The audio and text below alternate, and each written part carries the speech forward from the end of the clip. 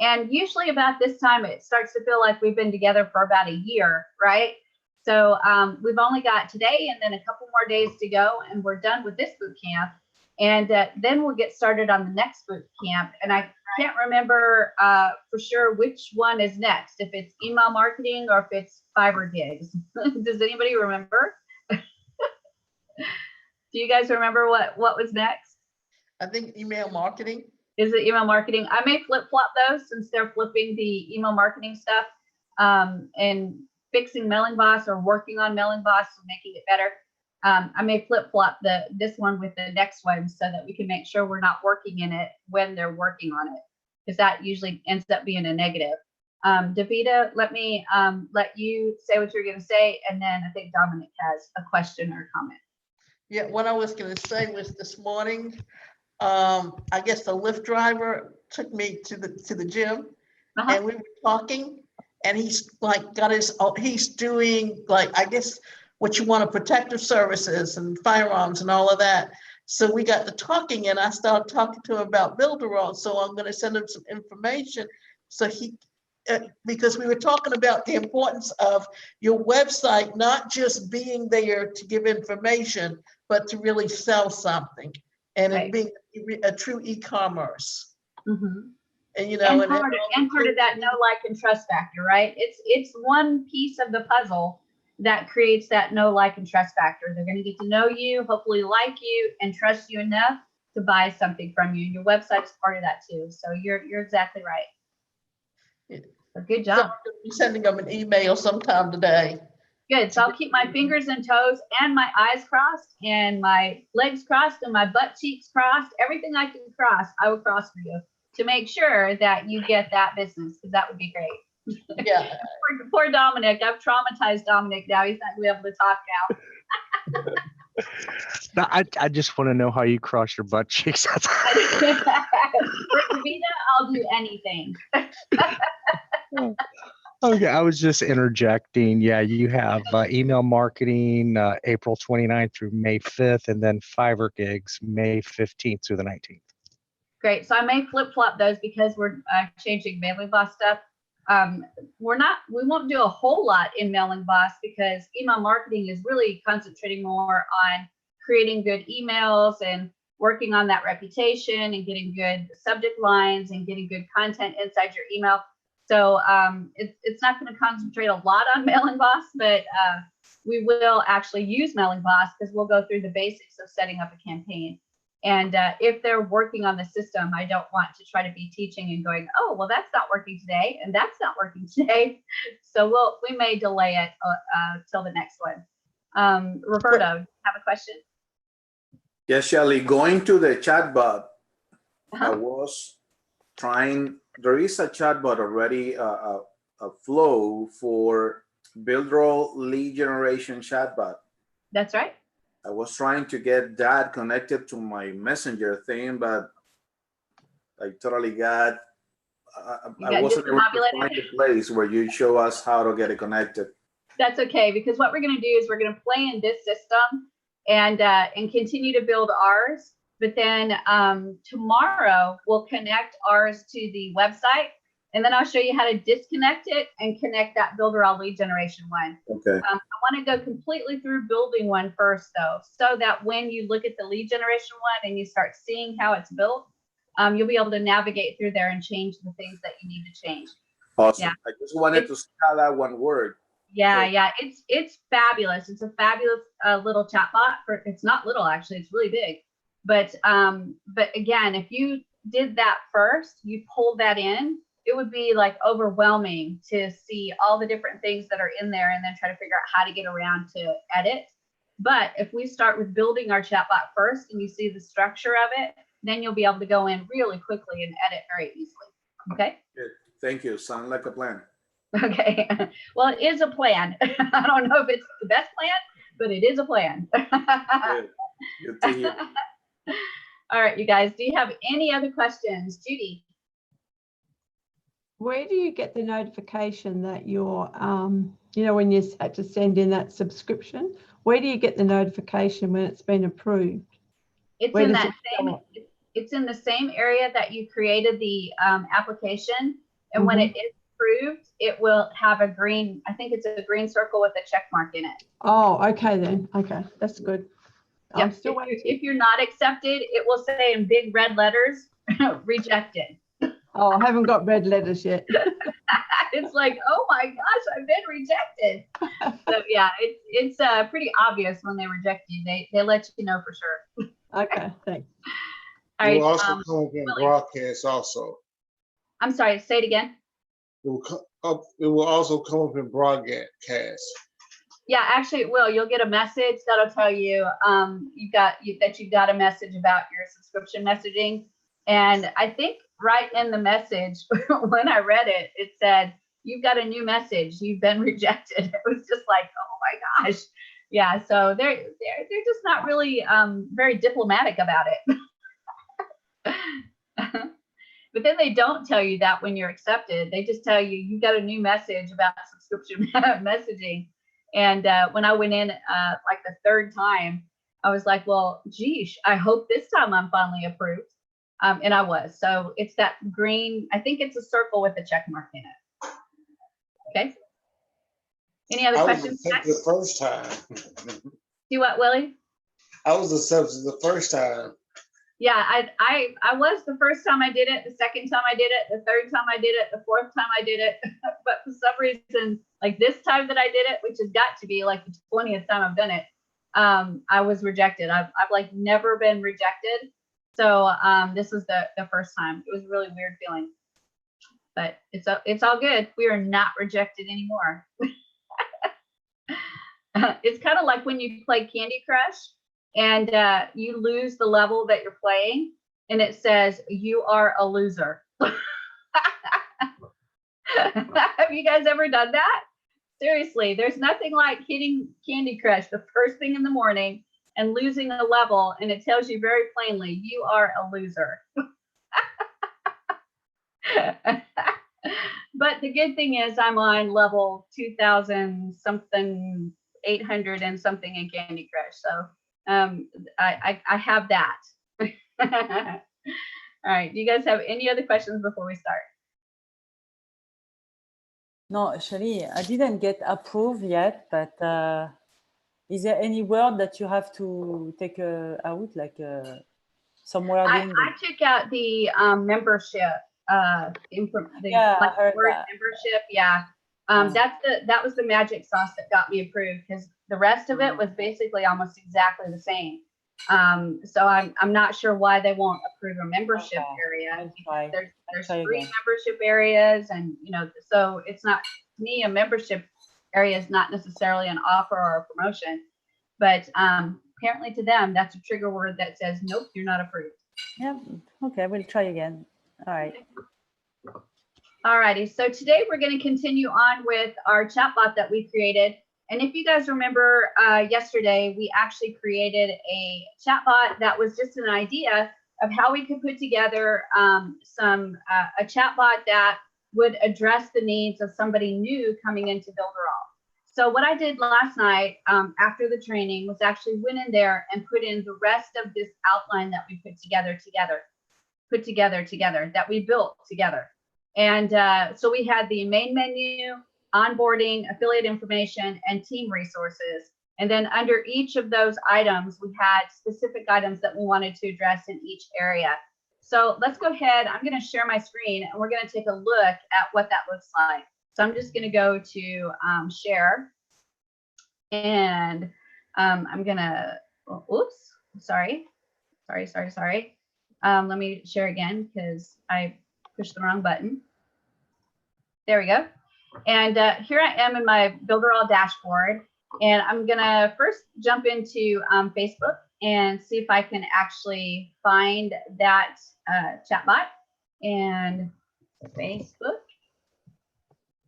And I'm gonna go to my pages.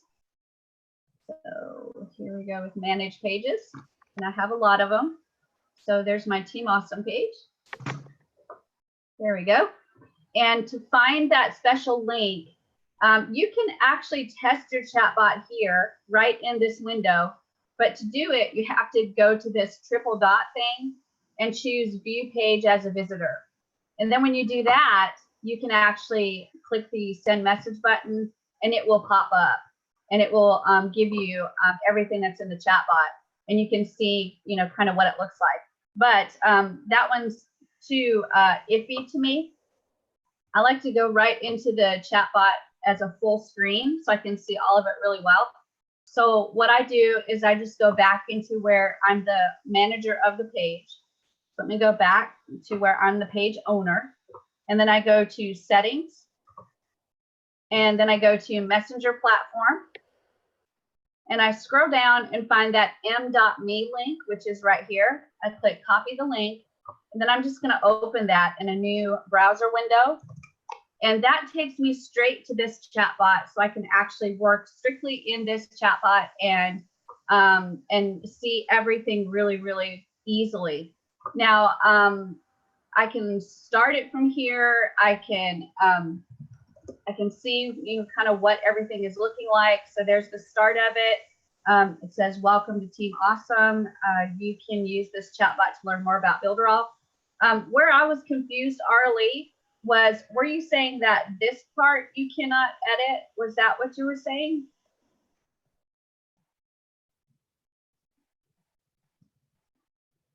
Or was it like the top part of the messenger window?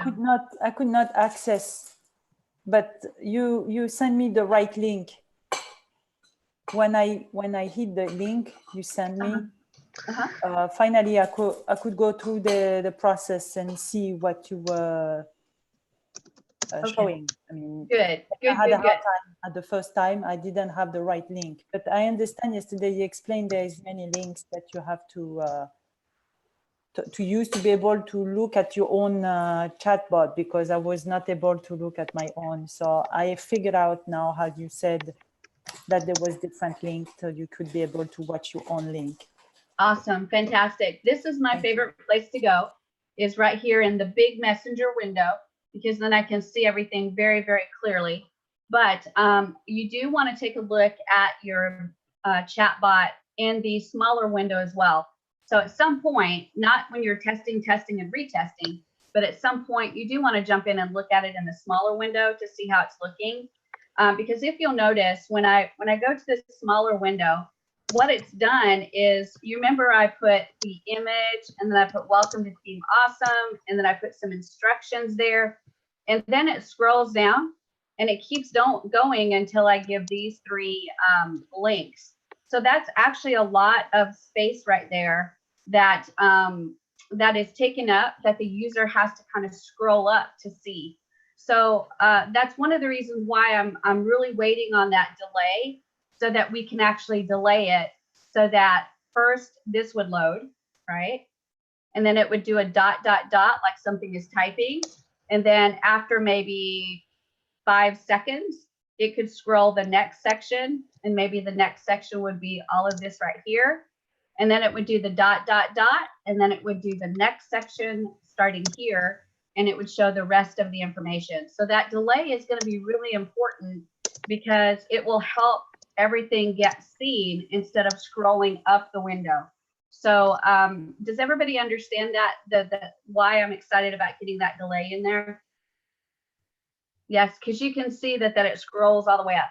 Now, one of these solutions we can provide is to give them a button that says maybe next, or keep going, or something like that.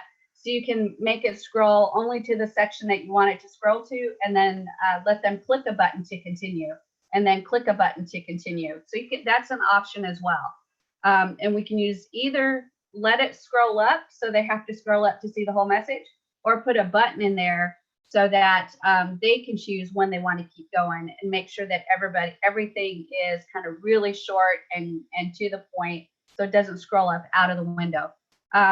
I personally am super excited about the delay button, so that causes the chatbot to work much better. But right now, those two options are let it scroll, or put a button where they can continue. Okay, does that make sense? Yes. So let's go through the entire chatbot so far, and it's just basic. So I'm just going to click share, and we'll just kind of take a look at it. So I'm going to go to my big window to do that. And I've got 3 options. I've got onboarding training, affiliate info, and team resources. So let's go ahead and click onboarding training. And so that allows the next message to pop up, which is welcome to the onboarding section of the chatbot. Please choose an option to continue. All of these options are just going to Google right now because I didn't put anything in there for them. The only one that's an active option is main menu. So if I click that, it's going to take me all the way back up to the main menu, and it's going to repeat everything that was said before. Can I say something about those buttons, Shelly? Yeah, go ahead.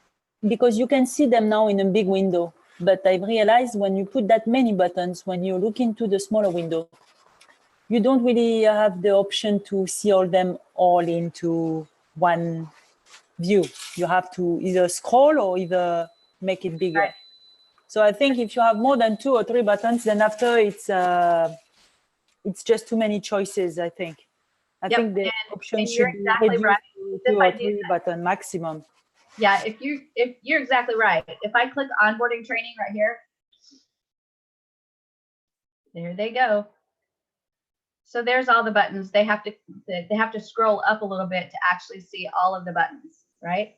Then if I go back to the main menu, but yeah, then it starts to be too much. And then go to affiliate. Yeah, click all of them, but they bring in all the same place.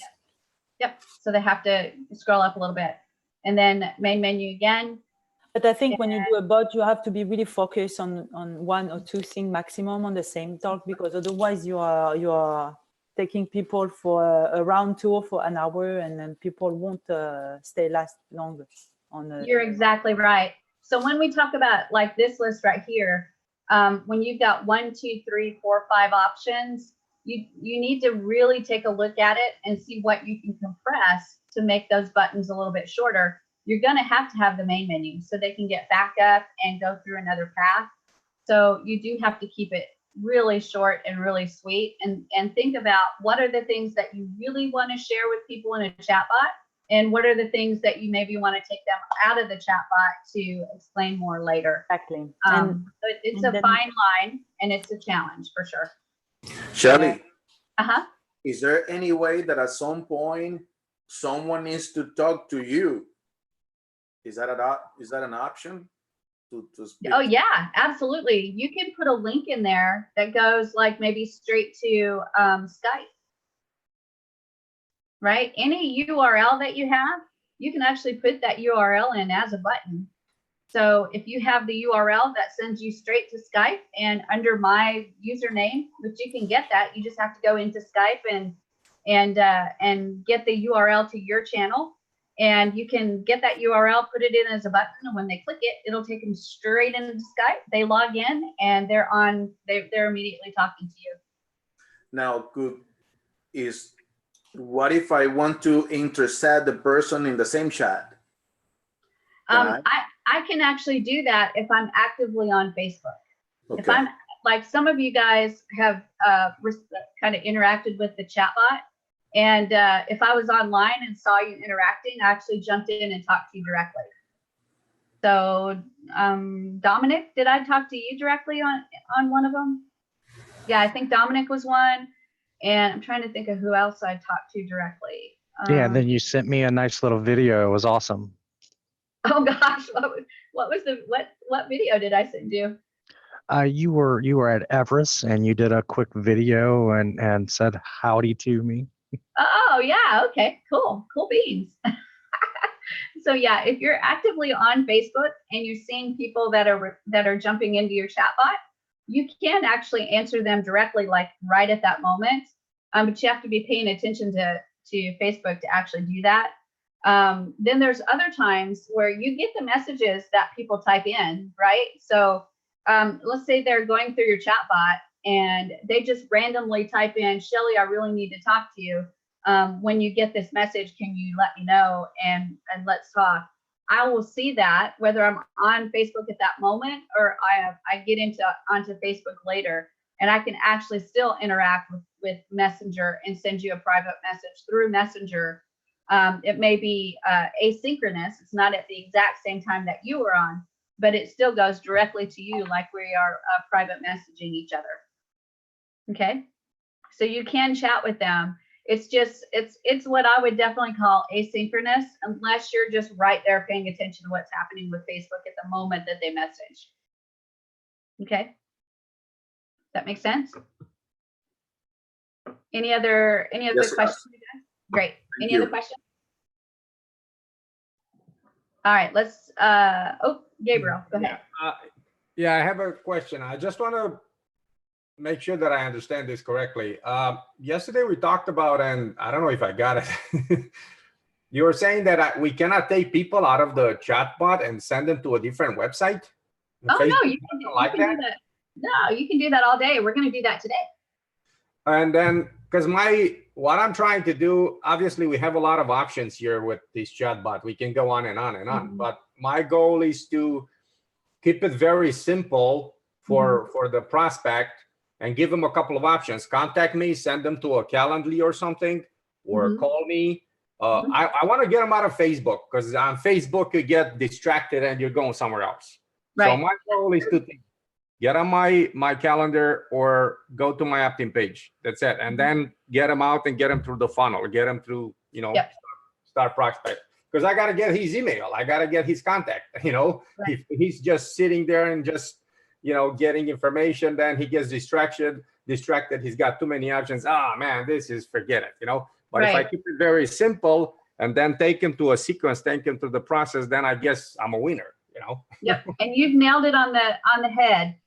Keep it simple. Have you guys ever heard of the KISS method? Keep it simple, sweetie.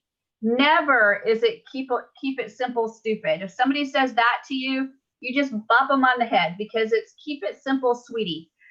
We don't ever call anybody stupid, but you want to keep it simple. And Gabriel has a really good point. Arlie has a really good point. That's something that we'll talk about more today. As we start building, I want you to see how difficult it is to have 5 and 6 and 7 options and trying to get them where you want them to go, right? It is very, very difficult. So one of the things that we'll work on today is actually whittling down that long list so that it is easier for them to navigate, to get some quickie information that they need. But like Gabriel said, send them off to a website and where they can get more information.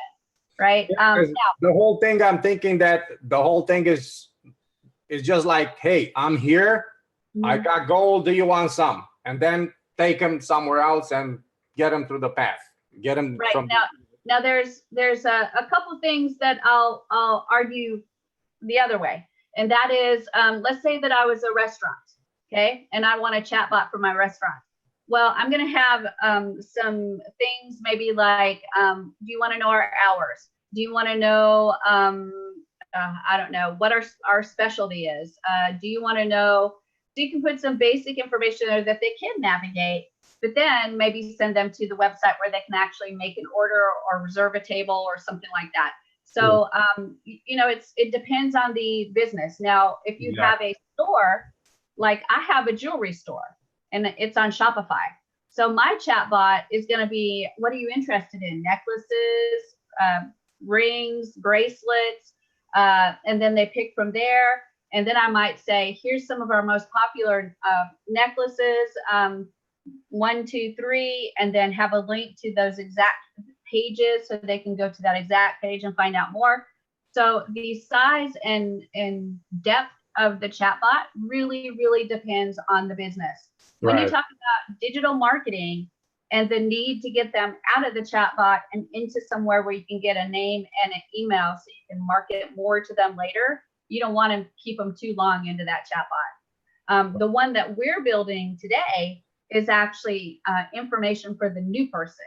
So we may end up putting a little bit more information in there to kind of keep them occupied. But at some point, we're definitely going to have to send them off that chatbot, because there's no way we can put enough information in there and keep them engaged.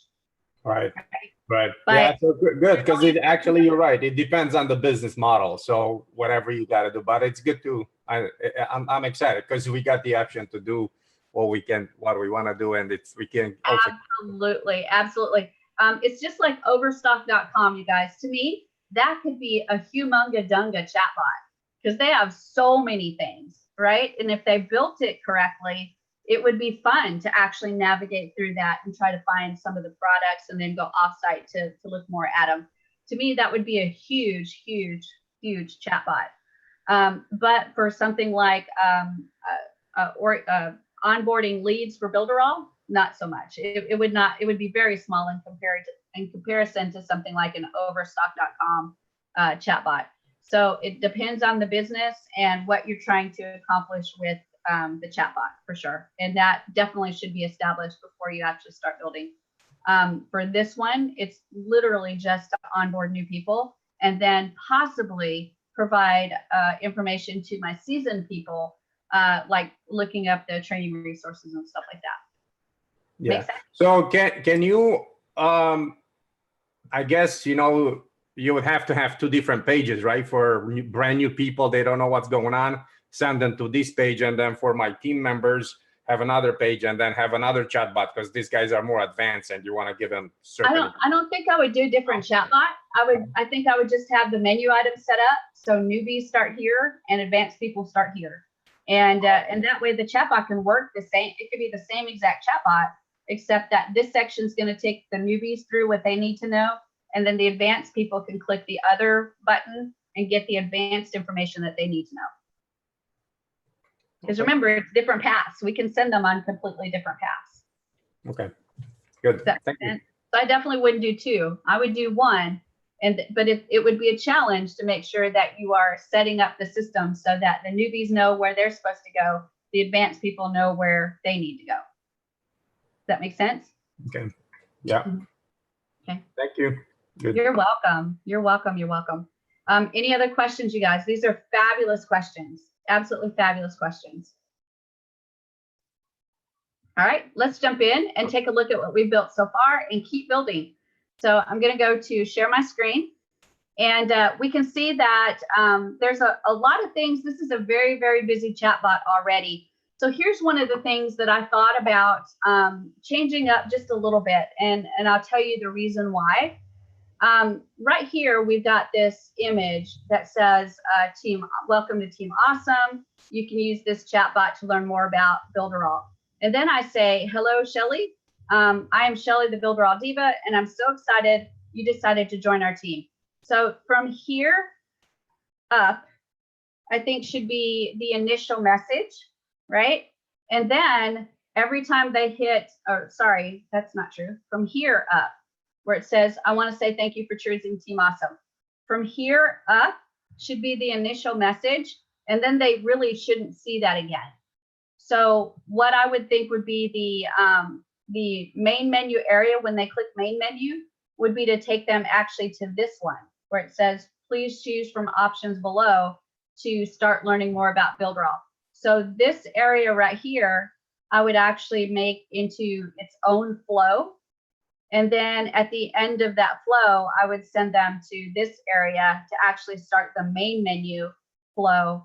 And then that main menu flow obviously sends them to all these other areas.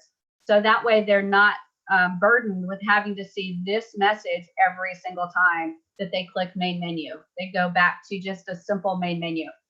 Also, right here where it says, welcome to the team resources section of the chatbot, I would actually, if I took the time to change this, I might actually put like an image there so that they see that they're actually in the team resources area. So I'd put an image, something like this, that would say something like team resources. And then I'd put, please choose an option to continue. And the reason I would do that is because this one's really chat heavy right now. It's really text heavy. And if I can put an image in there to kind of break it up a little bit and make it maybe more prettiful, it'll be easier on the eyes and maybe a little bit more fun to go through and not so just kind of one dimensional. So what do you guys think about that idea? Yes, no, maybe? Okay, good. I got some thumbs up and some of you guys going, I don't know, Shelly. But Clean that's it the way I up, would clean it up, clean it up, make it look pretty. yes, we want to prettiful it up and make sure that it's real pretty and easy on the eyes, because if you go through it right now, it just literally scrolls text. And then you click a button and it scrolls text, and it clicks a button and it scrolls text. But if you had for each of those sections a little image that says onboarding training, please choose from the following. It just kind of breaks it up a little bit, adds a little color, adds a little personality, and it's maybe a little bit easier to look at and more fun to flow through. Tyree? Good morning, everyone, and Good morning. Ms. Awesome Shelley. I agree with you about putting an image and things like that on it, because in my experience of being communicating with people that does not have a lot of experience of being on the internet, when they have to leave the original spot that which where they are, and they have to leave, open up another tab. If they don't see something familiar or something that looks like it, they won't go any further. So having a picture there, like you were saying, an image, have an image that's a duplicate of the site that they're going to, it has made a difference in me staying connected with people. Yeah, I agree, and it just gives a little bit of a flair to the chatbot, whereas right now there is no flair. And you know, Shelley loves flair. I really do. So if this was one that I was working on myself, in fact, I had to fight everything in my being to leave it the way it was, because everything in my being was saying, oh no, Shelley, you can add those images. You can add those images. It won't be that big of a difference. You can just tell them you added the images. But I really want you guys to see this like plain, so you can see that if you just leave it text, it literally just scrolls text, and then it scrolls text, and then it scrolls text. And if you are serious and you're just trying to get the point across and you don't want to spend a lot of time doing your chatbot, then good. But if you're like me, where I'm like, I really want them to enjoy going through my chatbot, and at the end of the experience, I want them to say, wow, that was really great. I want to know how Shelley did that. Then that means to me that it would be adding pictures, breaking it up a little bit, and giving it a little bit of personality. So that's the way I approach things. Okay. Willie Bradley. All right. People now, they don't read anymore. They read about 3 seconds. That's true. And if you don't have anything visual, they're not going to stop. Totally agree. So totally. Even if you might have a stop sign, stop, read this. So they're going to stop, read that. If you have a long paragraph, it's better to break it up and put one sentence here, a space, a sentence here. It gives them a break. But me, I don't read. I watch. Yeah. And I'm a very visual learner as well, Willie. I like to see it. And I'm a kinesthetic learner, so I want my hands on it as well. So for me, the best things would be something very visual, like an image on there, and then also something for me to click immediately. Those are the two things that'll get me motivated to stay in a chatbot, is something very visual and something for me to click. So that's kind of how I think about teaching styles. And then also, having taught 9th and 10th graders for biology, I also know and understand that idea of things being boring. And if it's boring, they're not going to stick with it. And that's any age, not just 9th and 10th graders. It's any age. So you want to be thinking about those kind of things when you're creating your chatbot as well. So let's go ahead and jump in and do a couple of links in here so you guys can see how to do those links. So I'm going to go ahead and share my screen. And we'll go into the Builder All Business page, and we'll go to apps and Facebook chatbot. And this is going to take me into my area where I'm working on my chatbot. I've got my flows, so I'm going to click flows. And there's my Team Awesome bot. So I'm going to click in there into that folder. And here's all the flows that I've created so far. So I've got the Team Awesome flow, which is what I'm calling the main menu. And then I've got the onboarding, affiliate information, and team resources. Now, what I mentioned was I want to change the Team Awesome flow and break it up so that there's the first like introduction and then the main menu. So I think what I'm going to do is, let me see if we have copy here. Dun, dun, dun. Interactive, edit, interactive, export, share flow, publish, move, and delete. So we're going to have to start this flow again. So what I'm going to do is leave the Team Awesome flow there, but I'm going to rename it. Maybe. I don't know if it'll let me rename it. No, I don't think it'll let me rename it. So let me go back. We'll leave that Team Awesome flow there, and we'll create another flow, but we'll name it Introduction. Okay, so maybe Team Awesome Intro. And that way we can set it apart so that it's a completely different flow, but it's going to lead into that next flow, which would be the main menu. So let me see if I can rename. No, nope, nope, nope, nope. It won't let me rename. So I'm going to go ahead and create a new flow, and we'll call this Team Awesome Intro, and I'll click Submit. And did it get it? No, I don't see it. Let me click here. Oh, there it went. Team Awesome. Guess it just took a minute. So there's Team Awesome Intro. So I'm going to go ahead and edit that one. And remember, that's going to be our first one. So we want the image to go on there and that initial text. So I'm going to go ahead and add the image with the message with text, image, and buttons. And then I'll go back to Messenger and actually get the information that I want to add. So I'm going to say, let's see, welcome to Team Awesome. So that was the simple one. Welcome to Team Awesome. And then we have the subtitle, which is you can use this chat to learn more about Builderall.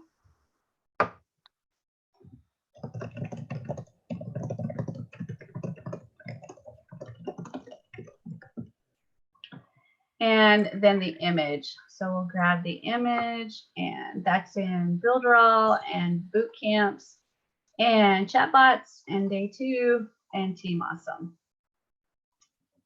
All right, so we'll save those changes. And then I'm going to take that button away. And then the next section was just text. So I'll go back and get that information. We said, hello, Shelly. And then I am Shelly, the Builderall Diva, and I'm so excited that you decided to join our team. So I'll add that in there. And I need to put hi. And then I'll put their first name. Fabulous. And then I'll save those changes. And then I think one more where I've got, I want to say thank you for choosing Team Awesome. And I'll go back here. And I'm going to add this one with a button like this. And save changes. And then all I'm going to do is change this button and call it continue. And then I'm going to send them to the other flow. So I'll start the Team Awesome flow and then save. And let me make sure all my changes are saved. There we go. And now this one's actually going to be the first one in the start of the chatbot. This is the first one that starts. So I have to go back to my automation here, and I have to change which flow starts the chatbot. So I'm going to go to automation. Shelly, can I say something? Yes, go ahead. Sorry to interrupt you, but I just want to explain my experience about writing to the chatbot, because the French language is quite a bit longer language to spell things and to be able to write things. And Sure. I had to learn how to do wordsmithing. Is that correct? Yeah, the shortening of that. Yeah. And then I've been a lot of challenged by the size of the boxes to be able to write in a proper way, because if you look in the English book is like this, the French book is maybe a bit like this for the same, you know. So In German is the same way. It would exactly. German is the hard same. in German as well. Yeah. So I can really emphasize the importance of the wording you're choosing, and especially when it this kind of text messaging, it's important that you're targeting the audience you want, and the way you speak. It's so important, because people will speak the same way then. So don't make it too short, but don't make it too long as well. So I think it's been very funny to find the wording, and I've been searching a lot for good words to be able to use them and to make a bit shrink into the space size. So I've had the same exact issue, and it is frustrating, but it is actually an issue in ManyChat and Chatfuel as well. You have to learn how to shorten the things that you're saying, and sometimes you agonize over what you're going to say that is clear enough to the chat user, but you know, it's long enough to get everything that you're trying to convey. It is actually really hard. Yeah. You're right. And I don't even want to do it in German. When I went to Germany and was trying to get back to my hotel, all of these roads in Germany, they have like 15 letters. I know. Yeah, German is a special language, but it's still coming from English. So German and English are quite connected languages. But like Latin language, the Latin language is making a bit more wording to say something simple. Like something you say in 2 words, we have to say in 4 words, 5 words. Yeah, so that sometimes make us tricky. But wordsmithing works really nice, and I've learned a lot in my own language with this experience of chatbots. Good. That's actually really good. It's always a good day when you learn something new. Edison. Yeah, Shelley, I was trying to catch your attention earlier. I want to let you know. Sorry. Yeah, that you can in fact rename the chatbot flow. You can change the name of it. Good. Yep.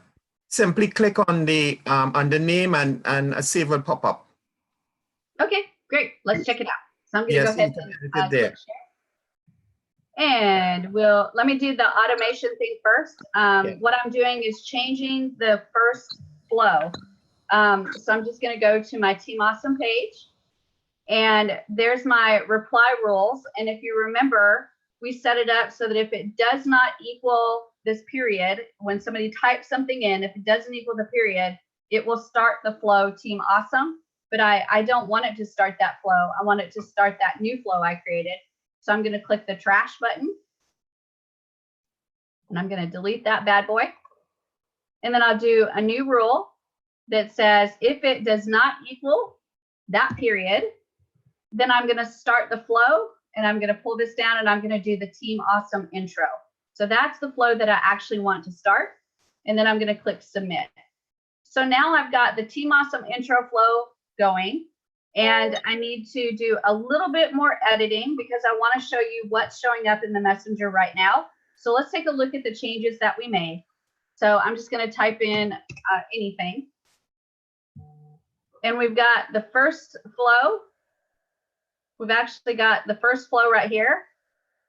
And then we've got the second flow right here. So it's actually doing like, well, actually, no, it's got the continue button. If I do the continue button, it will do the second flow. So what I need to do with the second flow is actually take out that image, take out the hello, Shelley, all the way down to the thank you for choosing Team Awesome. And then we'll have the main menu exactly the way we want it. So let's go ahead and do that. And we will do what Edison mentioned. So I'm going to go to the Awesome Team Bot, and there's Team Awesome right there. So I'm going to edit that one. Is it right here that you click? No, you need to go back to the flow. Okay. Just go back, right? Double click on it. There we go. That's fabulous. So we'll call this Team Awesome main menu. Fabulous. So now we've got it named correctly, which is absolutely beautiful. So now I'm going to go ahead and go to edit. And we've got welcome to Team Awesome. We're going to take all of this out. So I'm going to click delete this message. And then I'm Shelly Turner with the Builder All Diva. I'm going to delete that message. And then saying thank you, I'm going to delete that message. And now the main menu, the thing that I have designated as the main menu is actually the main menu. That's actually where everything starts. And so now it's going to show that first message that I have only one time. So let's go ahead and check that to make sure that that is actually what happened. That's the welcome message, This one, no, I named it welcome right here. Oh, you name it yourself. I was like, yeah. Why is it welcome? I'll rename it right here. We'll do it main menu. Oh, okay. I was wondering. There we go. So let's test it and see if we can see what happens. So again, I'm going to go right here and I'm just going to type in anything. And I've got that first part that says Team Awesome, welcome. I'm Shelly Turner with the Builder All Diva. I want to say thank you for choosing Team Awesome. And then I've got that button that says continue. I'm going to click continue. And now I've got please choose from the following options to start learning more about Builder All. So you see that that's actually broken up now. And if I go to onboarding training and I take a look at what's there and I'm ready to go back to the main menu, if I click that, it's going to take me back to that main menu without showing me all of this stuff again. So does everybody understand why I broke that up a little bit? Yes? Okay, fabulous. How did you do that? Oops, sorry, go ahead, Carly. Go ahead. Why the picture is not showing? Because you just throw the picture away. I didn't throw it away. I took it out of one of the flows and kept it in the other flow. Right? So that way, every time I clicked main menu, I didn't have that full thing coming up again. Right? Now I could do another picture and say main menu or somehow identify it as a different this picture is in the welcome message then.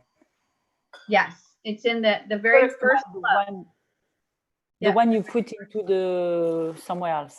I don't know. Yeah, when I went into automation. Automation. Yes, when I went into automation, I said I want this flow to open when I hit any button. Any button. Yeah, okay, d'accord. Does that make sense? Yes. Okay, good. Fabulous. All right, next one. Let's go ahead and jump in and make some more changes. So let's start talking about our individual flows that we have. So I'm going to go ahead and go into my bot. And let's start with onboarding. Now, when we talk about onboarding, we actually are talking about the new members, right? So I'm going to go ahead and click edit. And one of the things that I wanted to change after I was looking at this last night was instead of saying welcome to the onboarding section of the chatbot, I wanted to say something like welcome new members. Okay, so right here, I wanted to say welcome new members. And then click save for the changes.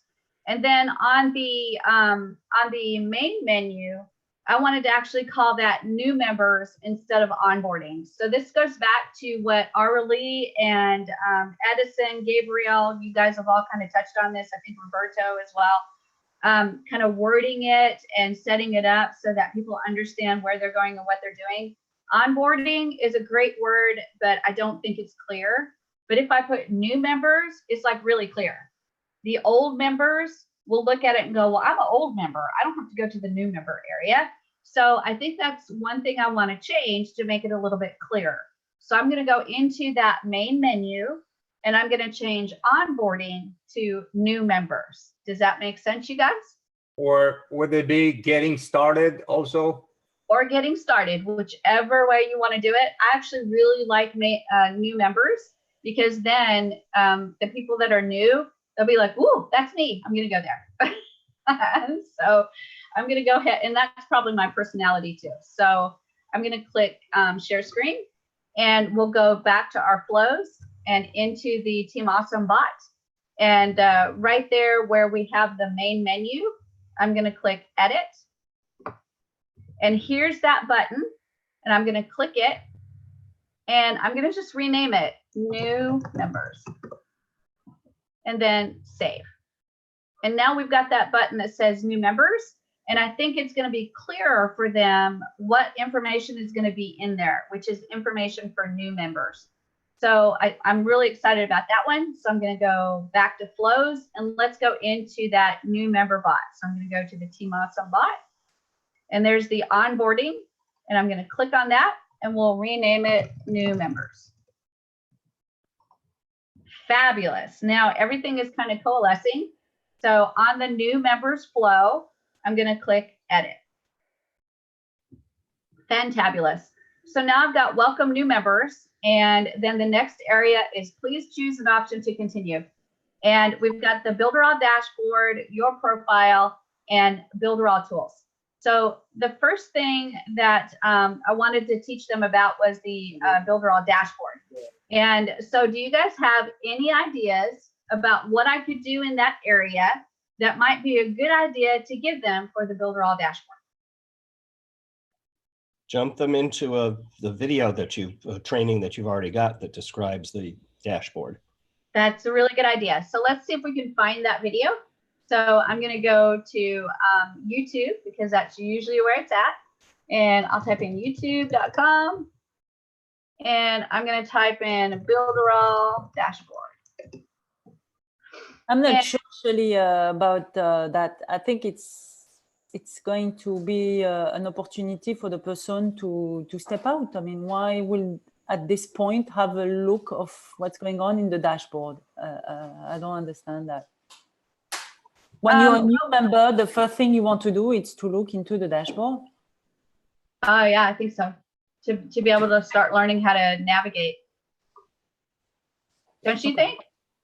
No, I mean, if I'm on a mobile, I'm not going to start to look on the dashboard, but it's just me. Maybe some people will.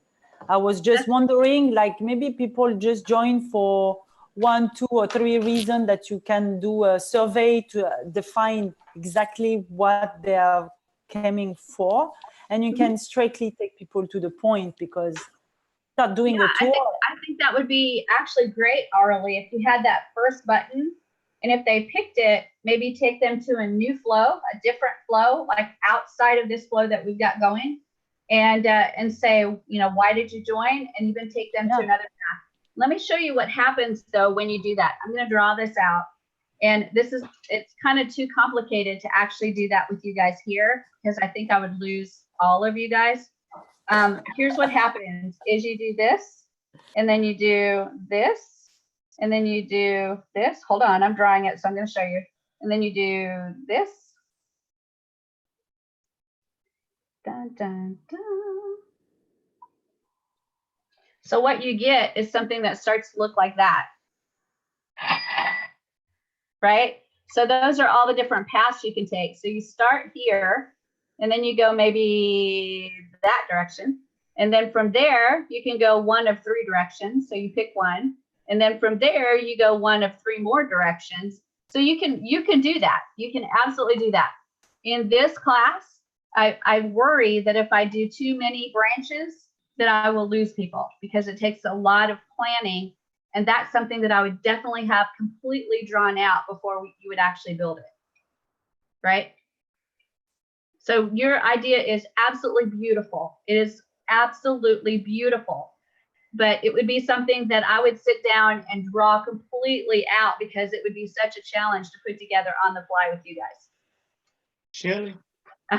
May I say, I like the way you're doing that. I like Arlie, her suggestion, but understanding, first of all, that I like that elephant book, yes, but understanding that this is a recording, no one will be able to ask questions. So keeping it basic, and then allow a person to tap into their own creative nature. I think that would be good, because right now I'm able to keep up. But I do know some beginners or some people that this their first time using a chatbot. This is my first time. I've never used ManyChat or anything like that.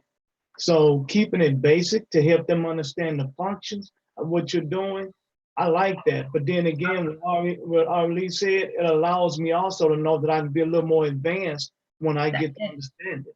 That's exactly it. And when you get to that advanced level, Tyree, you will want to draw it out. It's just like building a funnel. If you build an advanced funnel, you better draw that bad boy out, or you will be lost as a goose trying to figure out where your pages are and what you did. And it's the same. Y'all would probably crack up watching me try to put a chatbot together on the fly without having it drawn out first. That would be hilarious. And that would be one that you would watch like 52 times. You'd be like, watch Shelly get discombobulated.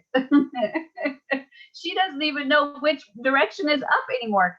And that's what happens when you kind of do things on the fly that are that complicated.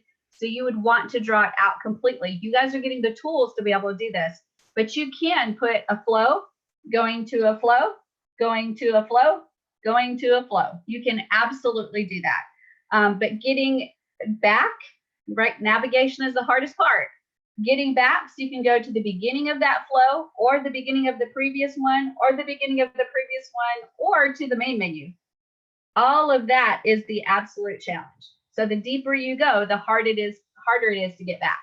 Yeah, I totally agree with all those comments. But my point will be then, what is the goal of this bot? You know, what do you want to achieve? What is the purpose of it? Because otherwise, showing everything inside Builderall, it can take you as well a while.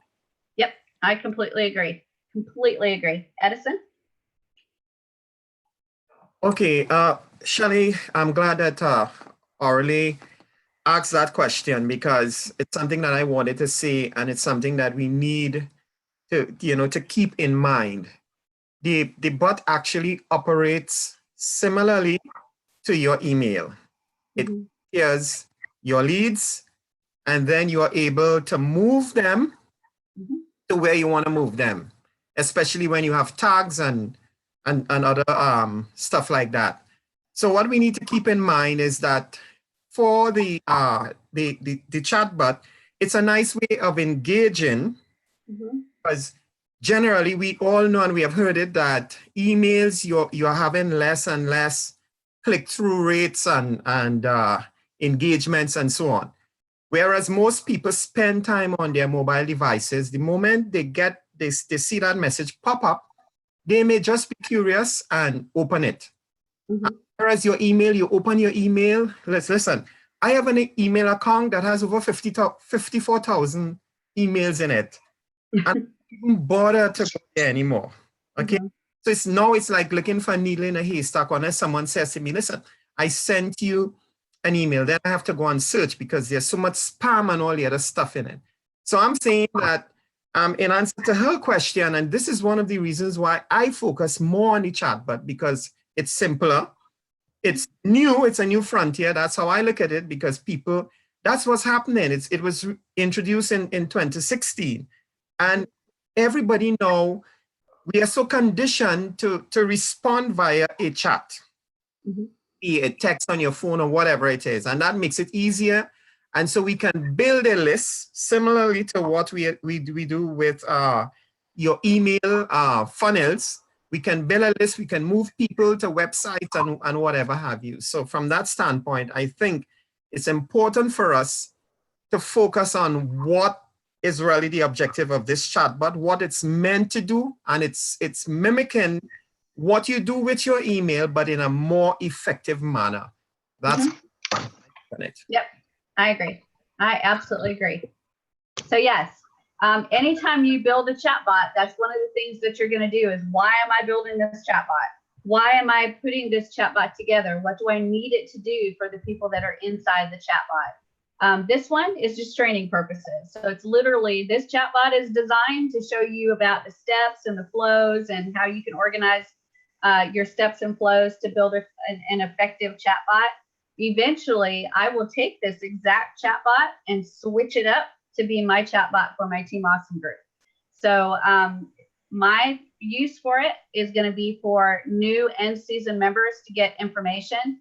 But right now, my goal is to get you through the basics so that you guys can see just kind of how it's built. Okay. Did you record the session, Shelly? Yeah, it's going live to YouTube, so it actually automatically records it. Ah, super. Thank you. Yeah, so we've got YouTube viewers now that are viewing actually. So yay. Yay, YouTube. Davida. Yeah, one of the things, okay, I did get one of mine approved on Facebook for the, and the other I'm still working on. But like when I do the flows now, remember what I do is a lot of career coaching. So a lot of my groups overlap each other in the way I would be doing it, because some of them's like I'm a career personal development strategy coach, but in a way when I do that and when I'm coaching someone just on careers, it's still very similar. Mm-hmm. And if and if I'm talking to them about as an entrepreneurship using tools, and that would kind of put it in so that it does combine with what Builderall does. Mm-hmm. So the flows would go, one is an introduction, one is, it's and on and on. So what you would have, Davida, is you need to think about the path that you want people to go on in your chatbot. So if they're coming into your chatbot, where do you want them to go? So you can have a business coaching flow. You can have a business tools flow, which would include Builderall. You can have a resources flow, however you want to do it. And then based on those individual categories, you're creating paths. And those paths will go to different flows where you can focus on just that topic, right? And even on that topic, if you want to break them out and go to different paths to cover different topics inside of that topic, you can absolutely do that. But it takes a lot of planning and a lot of thinking through so that you can not only get them to go down the path, but then come back up to be able to go down a different path later. That's probably the hardest challenge, is not just building the paths, but making sure they can get back so they can go a different path if they want to. Okay, that's navigation, and to me, that's the hardest thing to do. Okay. All right, so let's go ahead and jump in again, and I will share my screen. And I found a YouTube video that actually does the Builderall's main menu and dashboard. So I'm going to go ahead and copy the link to it right there, that top, copy the URL up at the top. And then I'll go back to my chatbot. And right here, I'm going to click Builderall dashboard. And I'm going to do open URL. And then we'll do that link to that YouTube video. And then I'm going to click save. And so now I have an actual live link that is on that button. So let's test that bad boy out. So I'm going to go to Messenger, and I'm going to go ahead and get everything started again. So there's the Team Awesome intro, and then I'm going to click continue. And there's new members and affiliate info and team resources. So I'll click new members. And then I've got Builderall dashboard profile. Let's test out that Builderall dashboard and see what happens. So if I click it, it opens a brand new window, and I'm taken to that exact video. And I made money, which is really cool. So I'm going to close that YouTube window right now. And oops, close that and close that. So that Builderall dashboard opened a brand new window and took me to YouTube, and I can still come back and actually choose any of these other buttons as well. So when you have a URL that you put in there, it actually opens a new window, and you still have Facebook open that you can go back to, and your wherever you left off in your menu, it's actually still there. So that's another cool thing about what it does. So we've got the dashboard one done. Now we can do your profile. And I don't think there's a video for this yet. Let me go to YouTube, and oh, let me go here. So YouTube, and we'll say Builderall profile, and use Builderall and make a profile. No. So we're going to leave that blank, and Shelly's going to actually just make a video for that one. Or if I wanted to add it later, let's say that I wanted to take that out right now because you don't want a dead link in your chatbot ever. I could just take that out if I wanted to, right? There's no reason I have to keep it in there. I can actually take it out. So I will go ahead and take that out, and we will make plans to make a profile video so that hopefully at some point we'll have a good video on how to do the profile. So now I've got the Builderall tools, and I've got a link here that I can actually add. Let me show you guys. I'll go to my documents and to Builderall and to my welcome email right here. And somewhere in here, I have all of the tools. So getting started, overview of each tool right here. So that's a URL. And I'm going to go ahead and jump into that so I can show you guys what it looks like. So this is old. This is something that's being redone, but it gives you just a really quick overview of each of the tools that we have in Builderall. Again, it's old. It's not been redone for quite some time, but it's efficient now. And hopefully people won't get mad at me when I give them old stuff, because at least it gives them an idea of what these things are. Like the presentation builder has not changed since I started. The animated videos has not changed since I started.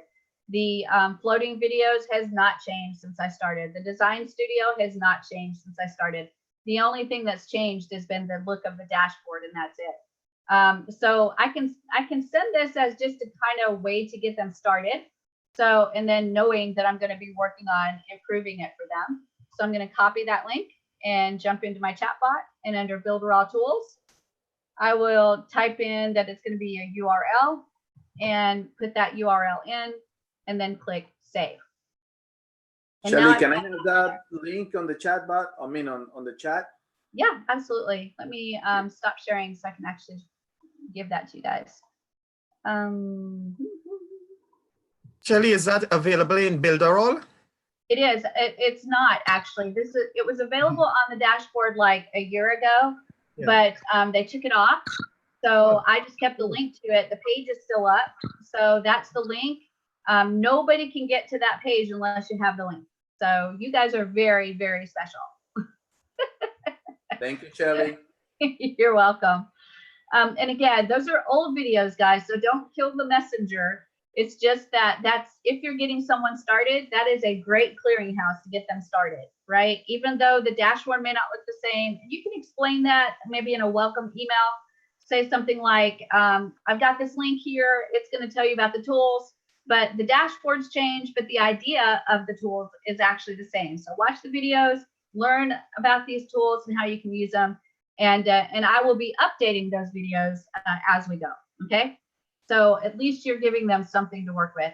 One of the things that I'm sure you guys know is that things change so much that it's actually really hard to keep up and keep everything current with the videos and training and all that kind of stuff. And this is just another example of how difficult it is to keep up. But anyway, you're more than welcome to use that link for sure. And let me go ahead and share. And then right here, I've got 3 more buttons. So I'm going to go ahead and move this contact info up so that I don't have a weird number right there, because that's an OCD thing of mine. So I'm going to add a new button and type in contact info. Oops. And click save. Now here I get to decide, do I want to send them to a page, or do I want to create some kind of new flow that gives them my contact information?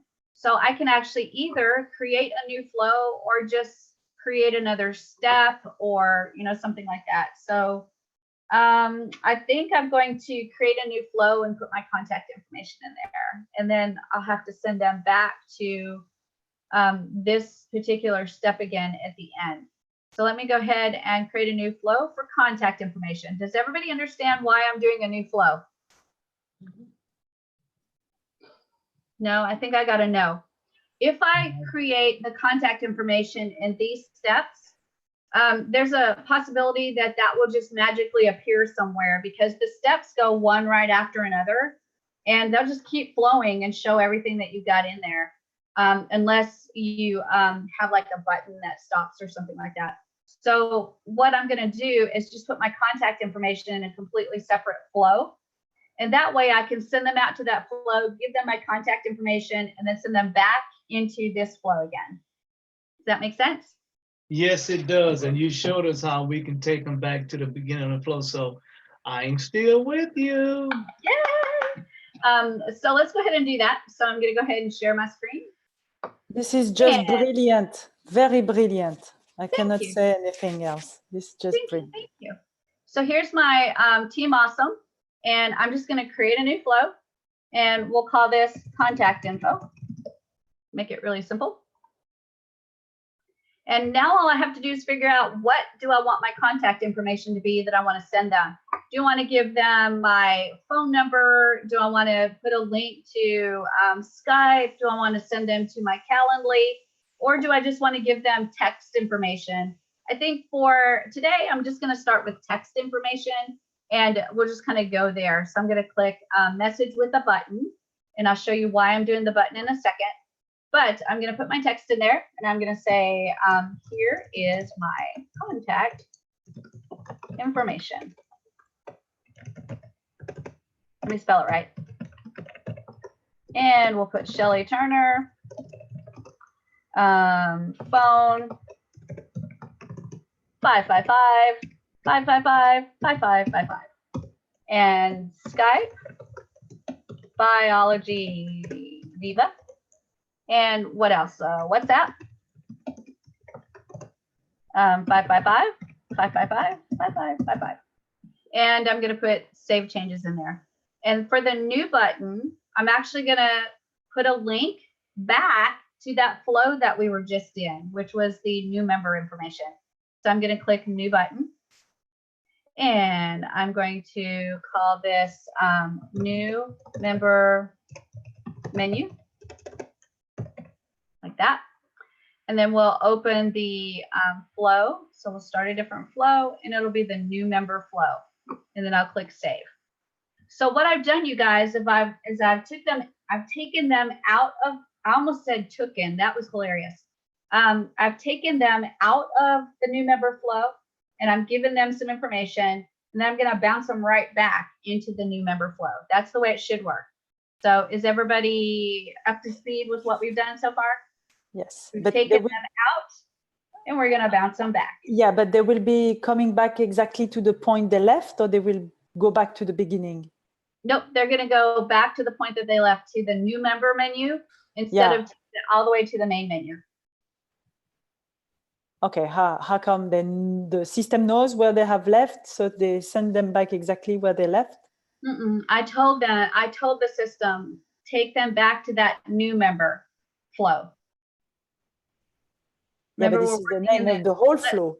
Yeah, let's take a look at exactly what it is, okay? And maybe it'll make sense, okay? Thank you. So let me go into my flow, and we'll start the flow brand new. Anytime you make changes, you have to start the flow brand new, so that it gets the changes that it made. So there's the image for the very beginning. Then I'll click continue. Then I've got the new member menu. Okay, so this is the flow right here is the new members. So hourly, when I click that, I'm going to go into the new member flow. Okay, so I'm going to click it. Now I'm in the new member flow, and it says, all right, what do you want to do? And I want to go to contact information. So I'm going to click contact info. Oops. And it sent, wow, it sent me out to there. So let's see what's wrong with my button. So let me go back. And we'll go to flows and Team Awesome Bot and contact info. So let me click there and click my button. And it says new member, start another flow, new members, and save. So it looks like everything should work. let me go back to the other area. So I'm going to go to close and Team Awesome Bot and see new members. And I think right here is where I messed up. If I say contact info, I need to send it to a flow. That's where I messed up, was I didn't change the contact button to go out into the contact info flow. So I'm going to start a new flow and then choose contact info and click save. And now it should work. So let's try it again. So I'm going to go down here and start it again so I can get all the changes that I made. So there's my Team Awesome. Now I'm going to click continue. And it says, please choose from the options. So I'll click new members. So that's going to take me into the new member flow. And now here's my options right here. And I've got contact info. So I need to click that button. And now it gives me my contact information. And then notice that it's got the new member menu. So if I click this, it's going to take me back to this menu right here. So if I click it, that starts the new member menu again. Okay, does that make sense, you guys? And that button, Arlie, I specifically said if you click this button, start the new member menu again. Okay, so it's not that it knows where you were, it's that you told it go back. Okay, also you can make it also where you have a button that says new member menu, so they can choose to go back to that one. And then I could put another menu, another button underneath it that says main menu, because you could say, I don't want to go back to the new member menu. I want to go back to the main menu, and then send them all the way back up to the main menu as well, if you want to add that button in there. Does that make sense? Yeah, only thing I'm not with you on so far, this is fantabulous. The only thing I'm with you on so far is on one button, how you had got two links on one button, and I'll go back and watch the recording for that. But for me not to have had ever used any of these chatbots things, this is excellent. I'm already having some epiphanies.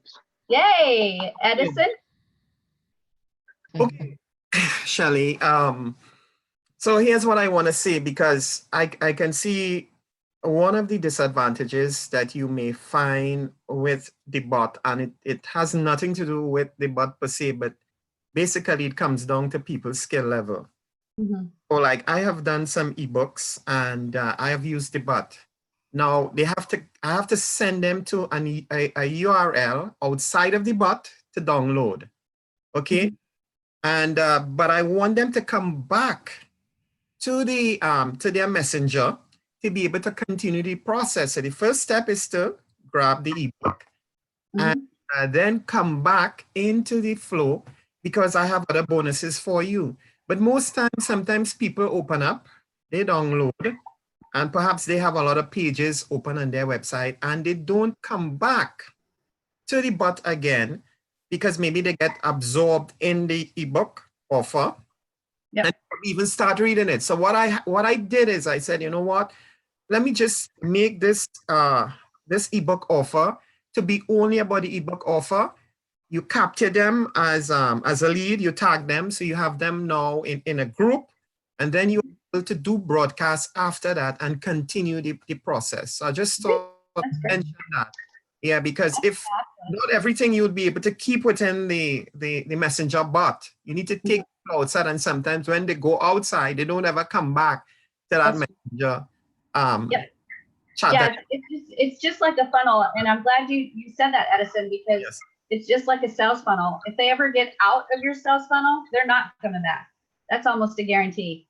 So with chatbots, it's very, very similar. The big difference to me between a sales funnel and a chatbot, though, is that you're pretty much dictating where you want them to go in a sales funnel, right? But with the chatbot, you can give them options where they want to go, right? You can give them paths, but you still want to keep it controlled. You don't want to give them 50 paths, but you can give them paths so they can choose which path they want to go on. Sales funnel, you don't really want them to choose a path. You want them to go this way, this way, this way. If they buy it, then they go here. If they don't buy it, they go here. but you dictate where they go in a funnel. But a chatbot is a little different because they have a little bit more freedom depending on how you build that chatbot to take multiple tasks. Another thing you could do, Edison, is if they click to go outside to a different URL, you can't really do it on YouTube if you're sending them to a YouTube link. But if you're sending them to a page that has like a download, you could actually get HTML code that is close this window. And if they close the window, they should actually be back on your Facebook page where they open the chatbot. So there is HTML code to be able to close a window like that. The other option with YouTube would be to iframe the YouTube video and have a close window button so they can close that window and go back to the chatbot. So that's just an option, but I do like what you've done too, where you tag them and then you can send the rest of what they need to do through the messages that you can send out through the subscribers through the way you tag them. So it's really, okay. really good. So on that score, one of the things that will be important for chatbot, and I heard Wasili says that it's going to be introduced pretty soon, and that is sequencing. Because when I do that, maybe one day after, I want automatically a flow then goes out and we start the conversation again. Maybe something that says, hey, thank you for, having a read of my ebook. Hope you found useful information in it, and so on and so on. So here's something else for you. Here's a great deal. Here's a great bonus. And it starts a conversation. It stops there. Then next day, another sequence goes out. And I understand that Builderall will be having sequence included on the chatbot. So, yes, absolutely. Yeah, that one to me is another exciting piece of the puzzle, because once you can start sending out that sequence to all subscribers or just the ones that are tagged with a certain thing, then you've got even more power. And I want you to think about this too. Every single button that they click, you can tag them. So if they click that new member, I can tag them that they went to the new member area. If they click the I don't know, whatever else I have in there, the dashboard training, all right, they click that, then I can tag them with that information. So I can actually now send out information depending on where they've been in my chatbot. So that's actually really cool too, because the tagging allows you to put those groups together based on those tags, and you can actually send only to those people that have those certain tags. That's really exciting. Once you get that subscription thing going, that just really kind of ups the ante on what you can do with the people that are in your chatbot. So really, really cool stuff. Willie, I think you've been doing this. So yeah. I'm sorry, I was not ignoring you. Oh, I understand. But on a funnel is, I want you to come back to my home. I'm gonna give you links to keep on going, just like my kids. I'm gonna raise them, give them all the information they need, and they can grow and grow and grow. Well, you don't have to come back home to dad and mama. You just keep on going, grown and gone. But in my chat box, what I'm doing to where you don't have to really come back. But if you need to come back, it's always going to be a button there you can always hit to go back home. Yes, so, and that's the piece that is, to me, one of the most important pieces is navigation. Navigation. Now, if they can't get through that chatbot, they're not going to stay. They're absolutely not going to stay. And part of navigation is getting them back to the beginning so they can take that next path.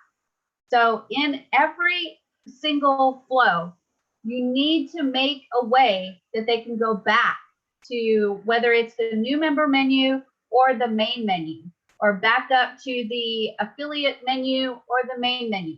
And the way we've set it up is that if they're in the new member area and they go off to get this contact info, it'll take them one step back to the new member area. And then when that menu comes up, it'll say main menu, and they can go all the way back to the main menu. So you want to make sure they can navigate to be able to get back up to the beginning and go a different path, right? I've been in chatbots where you click somewhere and you're just stuck. You have no more buttons to click. You have no more places to go, and you don't know how to get back to the very beginning. And the only way to do that actually is when you're in Facebook, you have to click that little gear. Most people don't know this, but you click the little gear, delete the conversation, and it starts that conversation over, and you can try again. But most people don't know that. So you have to be able to create a navigation system where they can get around that chatbot and get whatever they need to find, but then get back to the beginning and go a different path and find some new stuff. And actually, that's one of the things that creates engagement, right? They stay engaged, that they can get around that chatbot and find their way around and get the information that they need. And then if they're like me, I'm going to go back to the beginning and try a different route, and then go back to the beginning and try another route and see what I can find inside that chatbot. Because for me, the curiosity will definitely get the best of me. And I will try to find all the information I can and how they built that chatbot and what's in it. So I kind of look at it from that perspective of getting around that chatbot and finding every bit of information I can. And to do that, the navigation has to be there to be able to do it, right? Willie, did you have another question? Yeah, I want to make a statement also. I've been in sales funnels where I get what I want, but you keep on texting me and emailing me and all this, and I just unsubscribe to you because it gets nerve-wracking. Yeah, it's the same thing with like real sales funnels, like websites, where you buy something and then, oh, by the way, we want to sell you this, and we want to sell you that, and we want to sell you that, and we want to sell you that. So you're going, no, thank you, no, thank you, no, thank you, no, thank you, no, thank you, no, thank you. There's been times that I've jumped out of sales funnels and said, forget it. I'm not waiting to get to the last page. I'll just, whatever email they'll send me, I'll access it that way because it's too irritating. So you bring up a good point that you need to make sure that not only is your navigation solid and they can get where they want to go, but you don't want to overuse that messaging system as well. So you don't keep bothering them. You provide value. You do it on a controlled and not too frequent basis, so that you can get them the information they need and they're happy with being a part of your subscriber list, because we don't want them to unsubscribe to your list for sure. So that's a good point. Anything else, you guys? It's called spam. That's right.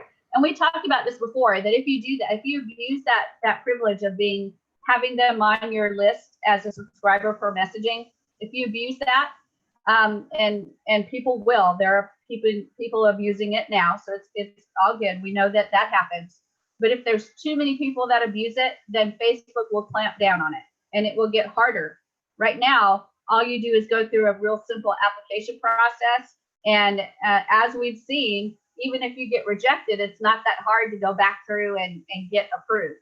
But if there's spamming going on and it becomes a problem, and Facebook's worried about losing people from the platform, they will get more strict with it and more strict with it and more strict with it. And soon it will be very difficult to be able to get in and do subscription messaging through Messenger. So we want to make sure we're good stewards of this particular service and take good care of it, right? Can I get an amen? All right, you guys, I'm going to go ahead and jump back in and we'll take a look at what we've got so far. So we have the contact information in there. So that worked beautifully. And then they were able to go back to the welcome area, the welcome new members area. And then I can click main menu and go all the way back to the beginning and actually take a completely different path and maybe go into the affiliate info area. So far, I've got the flow actually working the way I want it to work. It's still ugly as sin, but the fact of the matter is it's working and I can make it pretty later. So let me go back in and I want to show you a couple of tips and tricks that are really, really sneaky. And I'm going to do this by, let me see, I'm going to go into the flows.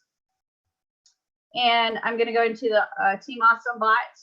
And I'm going to go into this into the Team Awesome main menu because I want to show you a couple things. So this is the main menu. I'm going to click edit. And I'm going to do a new message with buttons. Okay, so I'm going to click that. It's going to go at the tail end of this list.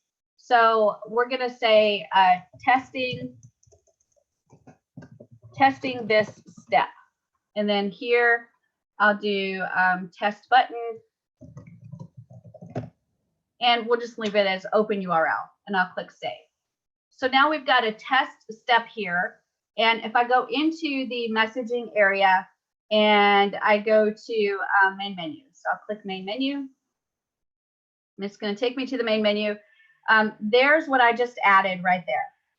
Okay, so here goes the text of your post, and I added that test button. And I don't think I clicked save, so it didn't save what I typed in there for the text. But here's what I want to show you that's really, really tricky. If I go in here, let's say that all I want is a flipping button. I don't want to put text in here. I don't like the text. Well, here's what happens. If I delete this text and then I click save. So there's no text in there whatsoever. So all I want to happen is that these three buttons show up and then that button shows up with no text in between. Let me show you what happens if I go ahead and do main menu again. So I'm going to open up that main menu. I want you to notice that that step does not appear. There is that, it's like that step is missing. Okay. Did everybody see that? So when I had the text in there, the button appeared. When I took the text completely out, that button disappeared along with the text, and it will not show that step. Okay. That's important. I have a trick for this. So I want you to write this down. All right, everybody write this down. You can put a invisible space in there that you don't have to type any text. So you put your cursor in that area where the text goes and you hold the alternate button down. And at the same time that you're holding Alt down, you're going to put in 0127. Write that down because you will forget it. Okay. Alt 0127. Got it? What that's going to do is it's going to look like you typed something in there, but it's just a space. That's called an ASCII ASCII character, ASCII, ASCII character, and it will recognize it as text, even though it's just an invisible space. So if you put that in there and then put your button in there, it will actually show the button. So let's try that. It's the Mac version of that command of Alt. That one I'm not sure of, but I think it probably would be. Well, yeah, it was a question I was going for. But say it again in the Alt. It's the Alt button, Alt, yeah. and then 0127. 0127. And what does it mean? Sorry, the word you said? All it is a blank space. It's a blank like space. You type something in, but you didn't type anything in. D'accord. Okay. It's an invisible space. Right? Invisible it's like space. unicorns. It doesn't exist. I love that. I will put many unicorn in my bot. So let's test that out and see if it works, you guys. So I'm going to go ahead and share my screen. I was so excited when I figured this out. I almost birthed a duck. I was that excited. So I'm in here in this invisible, this no text area. And I'm going to hold the Alt down and I'm going to go 0127. And you see that it moved forward one space, but there is nothing there. It's an invisible space. That's my unicorn space. And I'm going to click save to make sure it saves it. And now I'm going to test it again. So we'll go back to Messenger and I'm going to click, what was it, main menu, and we'll see if it shows up. So there we go. So now it's actually right under the team resources button. There's no divider at all. But the question is now, why should we need to put unicorns in our bot? Because what happens is a situation exactly like this. I don't want any text between where it says new members, affiliate info, team resources, and then whatever that next button would be. Oh, because you cannot put more than 3 buttons? Exactly. You can't put more than 3 buttons.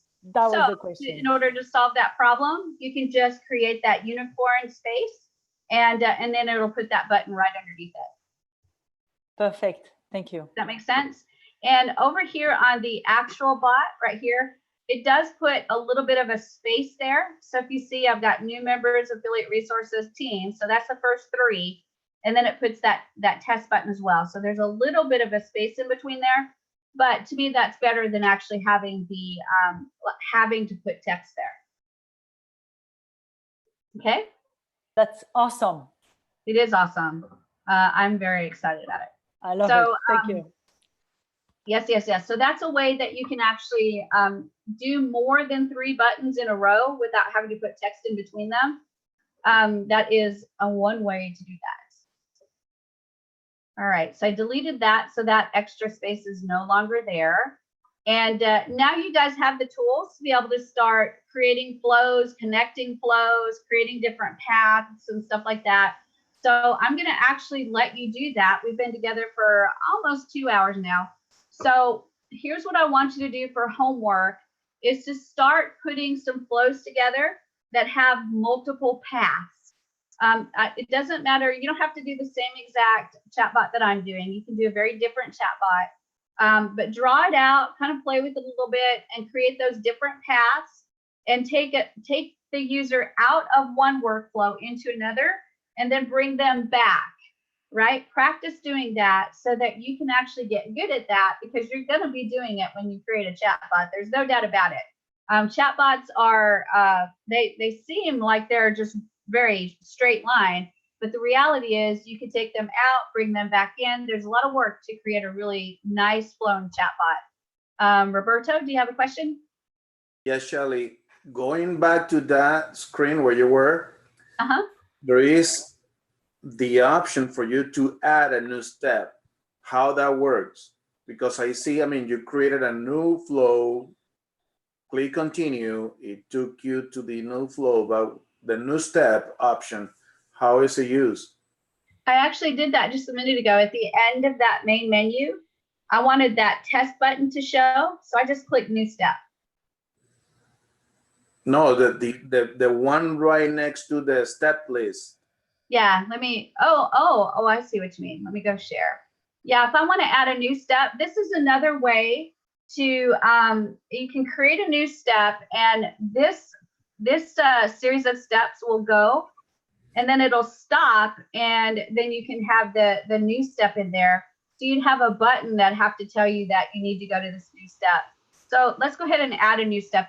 I'm glad you asked that, Roberto, because I don't think I've done that with you guys.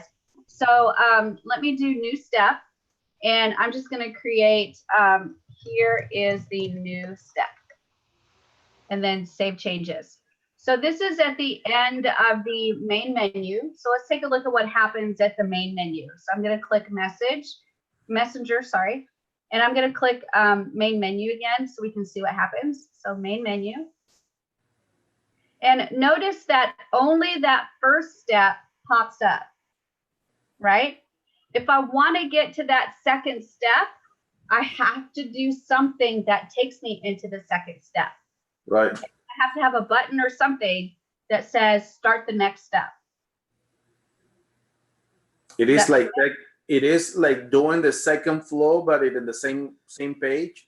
It is. And that's actually one of the reasons why I went out and did a flow instead of a step. When you look at the Builderall lead generation chatbot, it's all done in the same area. It doesn't take you out to different flows. And one of the things that I had problems with when I first looked at it was, where is all this stuff? If I want to change just this thing, where do I change it at? So for me, in my brain, to organize it better, it feels better to have the different areas that I'm working with in different flows so that I can actually jump in at any time in this spot that I'm building. And if I want to edit just the contact information, well, it's its own flow. So I can label it and then make sure that if I want to change anything in there, there's that flow right there. Does that make sense? Yes, Edison? Okay, Shelley, I have a question. Is there any way to duplicate an already built flow? Okay, for example, you just spoke about the lead generation flow. Now, if I can duplicate it, then I can take out, remove, and so on, instead of having to go from scratch to build a new flow. And that's one of the things that I would like to know if there's some way. I was hoping to hear Wasili speak about that, but I didn't So I'm thinking maybe you might know if. I don't think there's a way. Let me go back. This thing changes so fast, you guys, that about the time that you think you know, you don't know. But let me go to flows. What is share flow? Yeah, there's share a flow. Let me go into the Team Awesome bot, and here's all my individual flows. And here's what I can do with them. I can edit. I can go to the interactive flow builder. I can export. I can share. I can publish, and I can move, and I can delete. So there's nothing in there that I can duplicate like on the fly. But if let's see, I can export it and then maybe import it as a new flow. I can share it and maybe share it with myself. I'm not sure. Oh, I can share it with a different page. So that's good. And then I can publish. So if I publish it, that makes it available for everyone else to use. And then I can move that flow if I want to. So very, very interesting what you can do. The other thing, if I click edit, and now I go into this individual flow. If I click interactive flow builder, I want you to notice that all it's going to show for me is those that I've set up for this step. So I had the main menu step and the main menu here, and then the new step. It doesn't show me the other flows and how they're connected. So if you want to use the interactive graphic flow builder, then you have to put them all in the same flow, like the lead generation chatbot is set up. Does that make sense? So that's probably the biggest drawback with doing it the way I'm doing it, is it's not going to pull it all into the interactive flow builder for you. We're going to take a look at that tomorrow when we pull in the builder all lead generation chatbot and actually take a look at how that's built and the interactive flow builder, so you can see all of that. Because after I've taught you how to do the individual flows, you may want to build it all in the same flow so that you can use that interactive flow builder. So it's a different way to look at it. Okay. Okay, Shelly. So basically, in answer to my question, there is not the capability to duplicate a flow like you can with, let's say, a website or a funnel. You can make a copy of it. There's not a way to do it. Am I correct? Not yet, but yeah, that's correct. But I have no doubt. There's no way to copy it yet, but I have no doubt that they're working on that, because that would be a very important thing to do for sure. All right. Okay. So there's no doubt in my mind that that's on the list to do, but I don't know when any of that's going to happen. Okay, I've got one more question. Okay. So we have 2 more days on this course, this boot camp. Would you be doing any, in your teaching, would you be covering connecting a bot to, let's say, a sales funnel? Because I have a question about that, where you can, in fact, instead of, and this is something that I'm trying to wrap my head around. You know, when you get out of the bot, you get into the on a sales funnel or a capture page, whatever it is. And of course, you have to, there's a call to action there. Okay. Mm-hmm. Wouldn't it have been nice, you get out there, you get into that sales funnel or that capture page, and immediately your messenger just opens up and you start to get instructions from there? I'll definitely show you how to add it to a website. And then, of course, then you can input it anywhere in any funnel that you want to. So we'll definitely cover how to put the chatbot on a website. And then from there, you can decide if you want to put it on just a general page or if you want to put it inside of a sales funnel. Okay. So instead of the existing landing pages, the more popular thing is for someone to enter their email. Okay. Mm-hmm.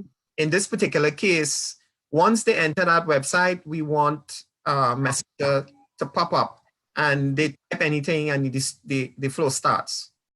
Mm-hmm. I don't know. Yeah, I'm not sure about the flow starting. That's still kind of one of those things that we don't have in our chatbot is the automated flow to start.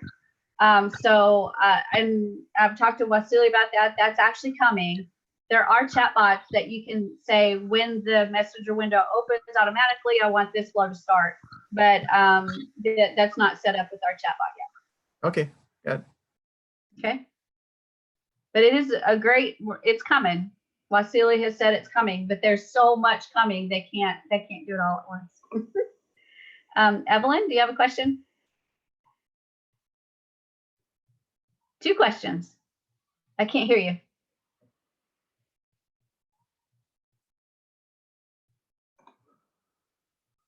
We have only 2 days more to go.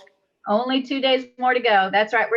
Tomorrow we're gonna connect our chatbot to a website, and then we'll kind of close up any more loose ends that we've got, because you guys now know how to do this chatbot. You know how to get the Facebook stuff going.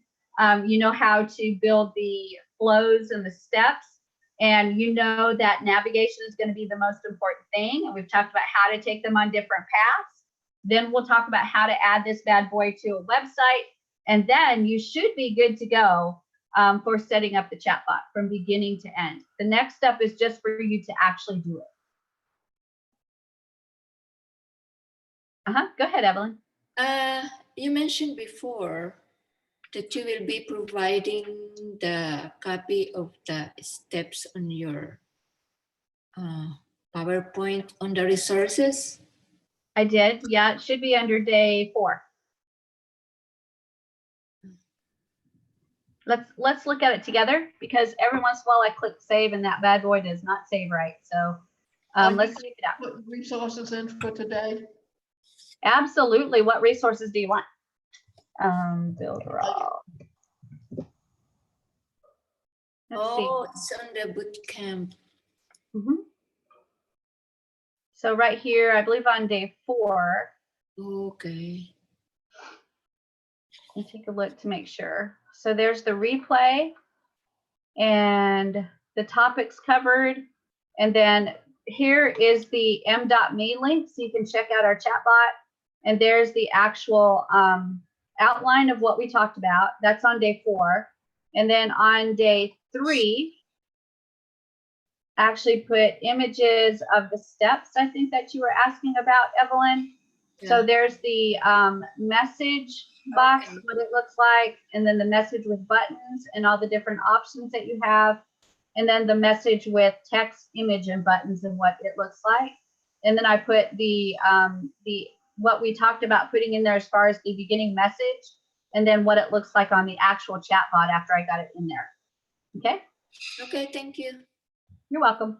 What resources do you guys want for today?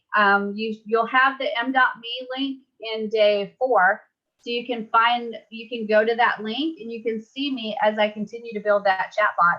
And probably what I'll do is add some images and do a few more things in there so you can see some of the things that I would do if I was building it for myself. And I don't want to take up a lot of time doing that for you guys, because that takes me into a graphics program and building it and then adding it in, and I don't want to bounce around too much because it gets too confusing. Okay. So how are you guys feeling? Overloaded. Overloaded. Evelyn, it's a lot. And let me tell you how to get unoverloaded. Watch them again and build.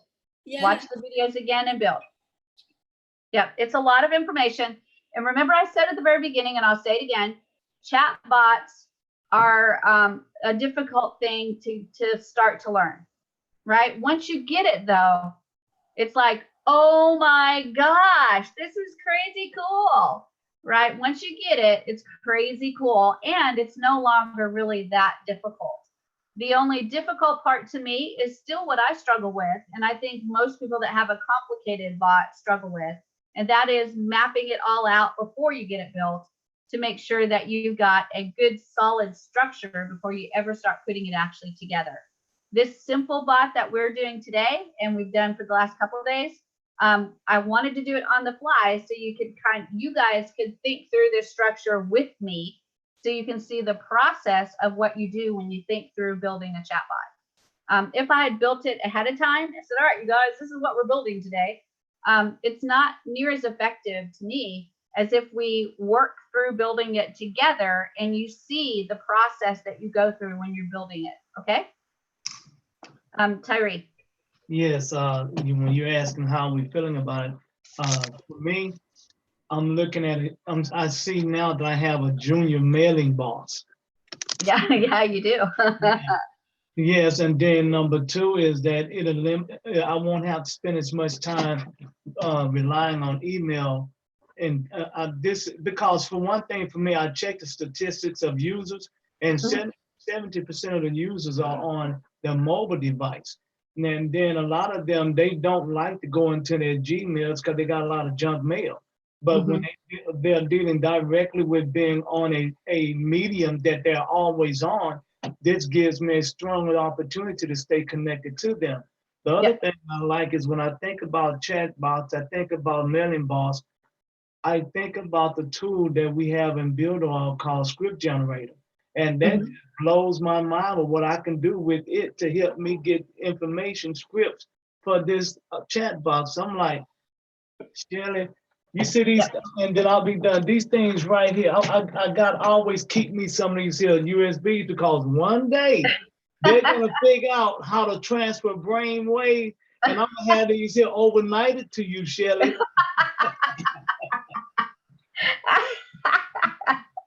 That's too funny. Yeah, Evelyn, go ahead.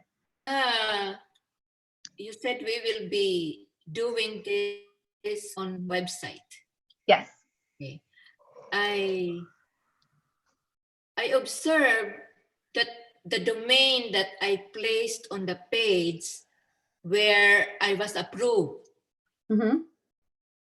is not the website. It's not the domain that I will be using for this chatbot. Can I add that domain to these whitelisted domains on the page? Yes, you can. You can add as many whitelist domains as you want to. Okay, thank you. You're welcome. Oh, you're very welcome. Real quickly, Shirley, you were asking about what resources. Could you add that command to that in the resources that would allow us to have a space? I call it the Shirley box for chat box. That command was it ASCII? Oh, it's on your keyboard for a PC is Alt, A-L-T, the Alt button, and then 0127. And you have to hold down your Alt button. You can't just tap it. You have to hold it down at the same time that you're putting in the number 0127. Okay. And that will give you that invisible unicorn space. Oh, because I had wrote down ASCII. Now I got to figure out. Yeah, it's part of, if you want to look up other codes to be able to do that, those are called ASCII codes. Okay. And you can just type in ASCII codes and it will do a Google search and tell you. For example, I'll give you another ASCII code. This is really scary that I know this, you guys, because I have no idea sometimes what my middle name is, but I know these codes and it's so strange. But the copyright symbol, right? A lot of times when you go to type something in, you don't have the copyright symbol available to you. If you need it, you hold the Alt button down and you type in the number 0169, and that will pop up a copyright symbol. Weird stuff, I know. I have no idea why that sticks in my brain, but it does. Even if it's on Windows? Yeah, even if it's on Windows. Let's test it out. We got to test it out. You got to make sure I'm not lying to you. So let's go to here and we'll go, well, let's go to a Word document. That'll be good. This works in just about anywhere, but there's a Word document and I'm going to type in the word, I'm going to press down on Alt and then 0169. And there it is. That's the copyright symbol. And then it works similar to any other text. You can highlight it and make it bigger or smaller or whatever you need to do. If you need that in Builderall, it actually works. So you can, if you're typing in text, you can type in copyright and then the copyright symbol, and then 2019. And to get that copyright symbol, all you do is hold down the Alt button and then 0169, and that will actually get you the symbol. And it works in Excel too. Lamar mentioned that it works in Excel too. And David actually typed it in for us. And I'll put in the actual numbers there. Shelley, is there a more magical, bigger, grandiose name than Diva? So they're just I don't know. I really like just full of Diva. wisdom. I can't get. I really like Diva because it's short and sweet, just like I am. And also, it gives you the impression that I'm like such a diva, right? Like, oh, she's gonna walk in and like command the room. And the reality is I'm just Shelley. That's really honestly what I am, is just Shelley. I am no real diva. So I just have the name Diva so I can seem like it. You're awesome. So Shelley Diva, awesome. Thank you. Thank you. If you want to know more ASCII codes, just let me know. I think they're all inside my brain. Again, it's almost like I've memorized the telephone book, but it's ASCII codes. Maybe you should create a chat bot with keyword. With ASCII codes, I know. Click next. Oh, exactly right. It's that weird stuff that sticks in my brain. Can I remember a recipe for pancakes? Absolutely not. But I know all of the ASCII codes. Great. Well, that's your specialty. That's my specialty. That's right. So tomorrow we'll go over. Oh, sorry, Evelyn. Do you have another question? I could not do it on my Windows. You could not do it in Windows. Well, I'm not sure. Where were you doing it at? I'm doing it in Windows, but I tried it on Mac. It works on Mac. Yeah, if you're doing it in like Notepad, it may not work because like Notepad is no formatting at all. I do it in Microsoft Word. Oh, it should work in Microsoft Word because I just did it in Microsoft Word and it worked. I just did it in Notepad and it worked. Oh, did it? Fabulous. I didn't think it would work in Notepad because it doesn't take any formatting. I got Windows, so Windows 10 worked. Fabulous. Edison? Okay, Shelley. So this question, it ties into the chatbots, but it's a little bit off what we are doing here. And the question is, while we are building chatbots or maybe landing pages, what about Facebook strategies for lead engagement, traffic generation, and lead conversion? Do you have any existing resources on that? Because it's one thing to produce a chatbot, but then, your strategy now for generating traffic, because simply posting it on Facebook doesn't necessarily mean you would get any engagement. Right. Yeah, absolutely. Actually, we're going to be doing a Facebook organic boot camp, and I can't remember the dates of that, but I have lots and lots of Facebook organic methods, and I've actually done several videos on them already. If you go to YouTube and just type in Facebook organic, you'll see some of my videos. Well, maybe Builderall Facebook organic will get it better. But I've done a few already, and I actually use a lot of different methods of Facebook organic marketing. I hate paying for marketing. And my experience with paying for marketing is that to get a lead for Builderall, I'm going to spend somewhere between $50 and $70 to get a good lead. Someone that's going to come in and actually pay $49.90, and they're going to stick with me, and I'm going to get my money back. That costs me about $50 to $70. But with Facebook organic, I'm spending time instead of money, and that makes me a little bit happier. Okay, but one of the other challenges as well is Facebook is constantly changing its algorithm and its policy. Because I remember reading a recent report, I think it's less than 5% now in terms of their ad that they will target someone. And it means that they tend to be pushing you more in the direction of paid ads or sponsored ads instead of generating leads organically. So I think we have to find more creative ways to be able to still generate a lot of leads even though we are paying for it. So that's why I'm interested in looking at those strategies. Yeah, absolutely. And I totally agree that Facebook definitely, they don't like you like taking a image and just copying and pasting it different places. So Shelly doesn't do that. They don't like you taking text and copying and pasting that same text in different places. So Shelly doesn't do that. I have some really, really, I think, creative ways of doing some organic Facebook marketing that I don't think that they're going to ding you for unless you do it 50 times a day, right? You have to still limit how much you go into groups and posts because they're still watching you. And obviously, if you're going in and posting, and the average person doesn't do that, they're going to say, what in the world, even if it's all different, they're going to go, what in the world is Shelly doing? She posted 50 posts in 20 minutes. She's obviously doing something she's not supposed to be doing because on a normal day, she doesn't do that. So there are ways to get around the algorithm, and I've actually never been dinged at all. Not once. Chip?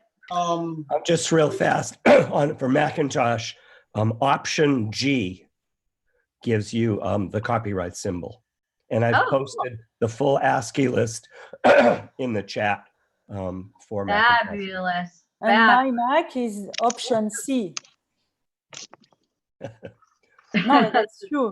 It's Command C, sorry. If I do Command C, I have the copyright symbol. Awesome. Awesome. Awesome. That's a different one. That's cool. Yeah. Let's see. Alternate C. Nope, that doesn't give me anything. Alternate G. That doesn't give me anything. Windows C. Yeah. No. And Windows. Well, you should try the just link have to that I put in and see if it does you any good at all. Oh, hey, I learned something new. Where is the link? Which link I missed? In the chat. It's about 5 or 6 from the bottom. Ah, oui. Okay, thank you. Thank you, Chip. Yes, you. And anybody can do a search. It's ASCII, ASCII.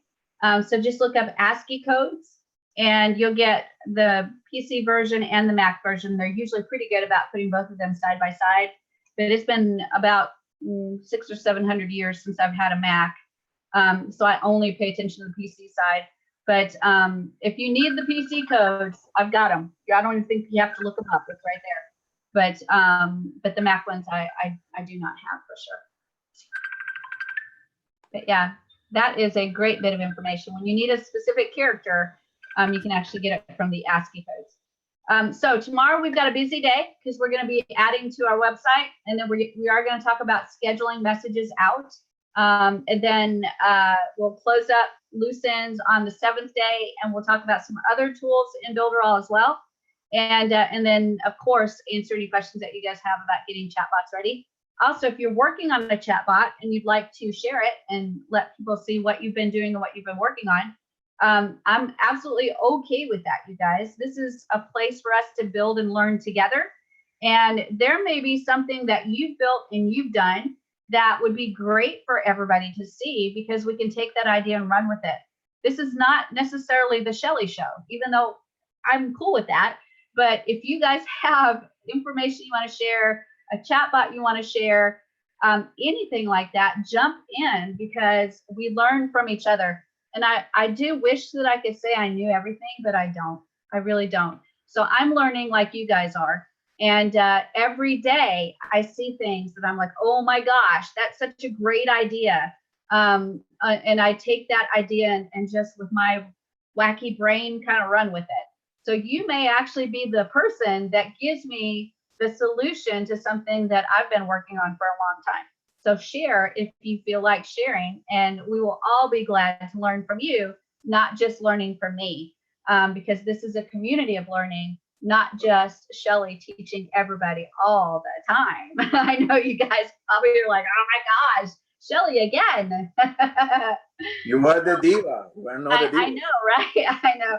But I want you guys to feel comfortable because there's nothing more exciting than putting something together that you're really proud of, right? It's really exciting and you want to share. You're like, oh my gosh, look what I did. I want you guys to be able to do that because I want not only for you to be excited about sharing, but everybody else excited about what you've done too. So you can see that it's a really good thing that you've done, but then also everybody's learning from you as well. That's a huge deal. This is an awesome community and we want to share, right? I think Willie might have had a question and then I'll get to Gabriel. Willie?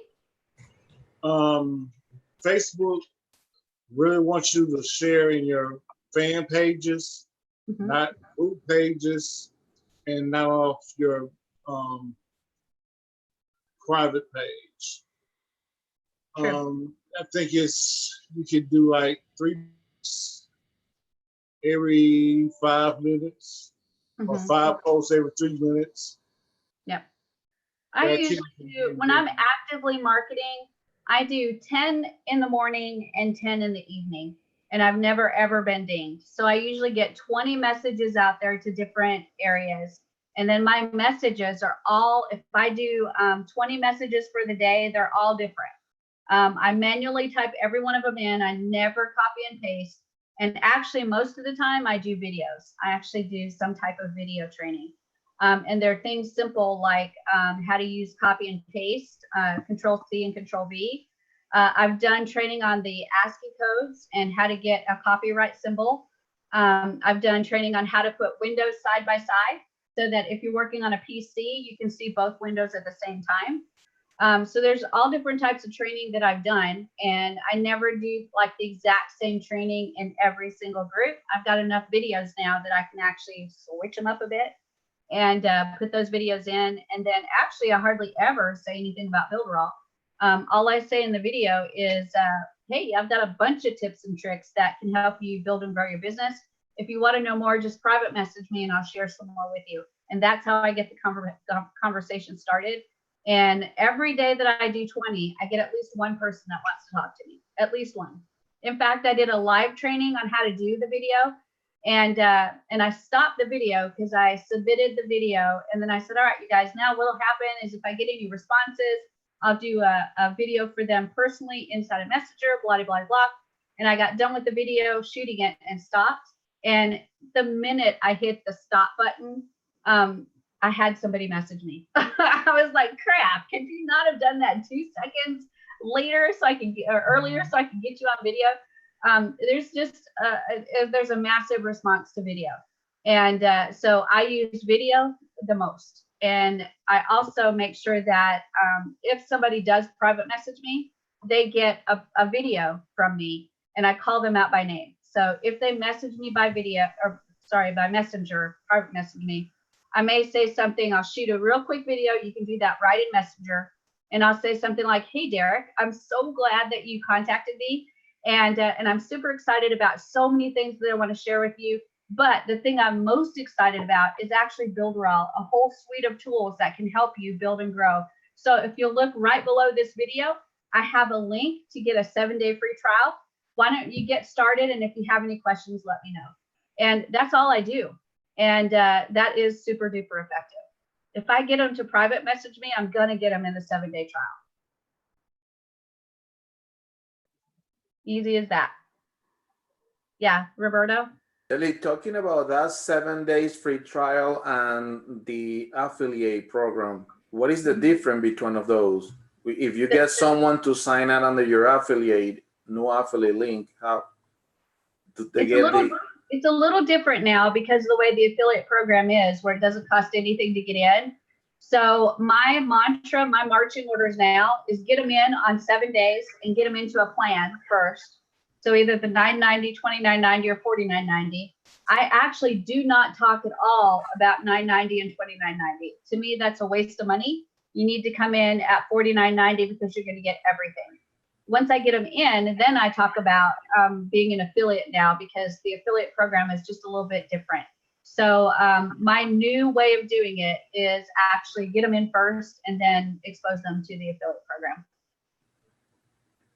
program. So for them, let's say that they get someone signs up on the $49.90 plan. Do they need to do anything different now to become an affiliate? Yes, they have to go through the affiliate page and sign up as an affiliate using their Builderall username and password. Oh, okay. Yeah, you're no longer automatically an affiliate when you get the $49.90 plan. You are just the higher level of tools. If you want to become an affiliate, you still have to sign up for that. It's free, but you have to sign up for that to become an affiliate. Got it. Awesome. Okay. I asked you. Awesome. I think Gabriel, let me get to Gabriel first, and then I'll get you Tyree, okay? Yeah, thank you. I was going to ask you, you mentioned earlier that you might not be able to do the email marketing because of they're working on it or something. They're changing it. Yeah. Is there any way we can do course creation or membership site next? We could. Let me look at the list and see where I want to flip it. I'll go ahead and look at the list and see where I want to flip it. Fiverr Gigs is so good though, right? Fiverr Gigs is like the new person wanting to know how they can make money.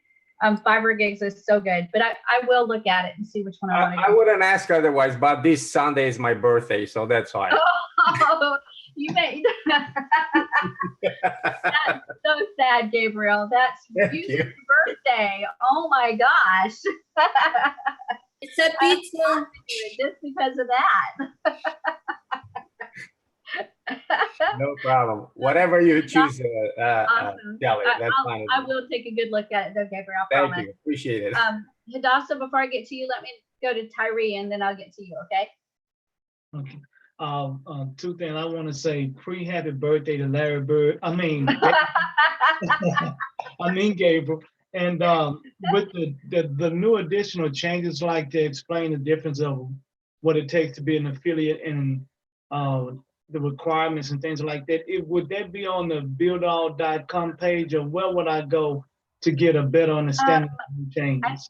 I think you can go to affiliates.builderall.com. Okay, and that would explain the changes, but the plan for the price for the tools is still the same, $9, $29, and $49. Yeah. Because I'm just trying to make sure I understand the right way to present everything without being in violation. So fabulous. That's a fabulous page. It also has the terms and conditions on there, like how many points you have to have before you can start earning, and also that you have to wait 35 days to get your first commission payment because you're new and we don't know if you're a scammer or not. So you have to wait 35 days, but then after that, it'll start whittling down so you don't have to wait as long. But all of that information is actually on that page. There's another thing that you need to know. And I think I did this on maybe a Tuesday night training, but since you guys are here, I'm going to tell you. The affiliates.builderall.com is a non-cookie page. It doesn't have any reference to anybody. So if you sign up from there, it's going to be under Builderall as the sponsor. So to cookie that, to get it so that somebody signs up under you, you either need to have them already signed up into Builderall, right? And then they'll use their Builderall information to sign up as an affiliate because they already have an email and a password. If they're not already in Builderall, you're talking to somebody and they're not signed up for a current plan, but they still want to sign up as an affiliate for free, what you need to do is cookie that. And I'm going to show you real quickly how to do that because all of you need to know that if you don't know that already.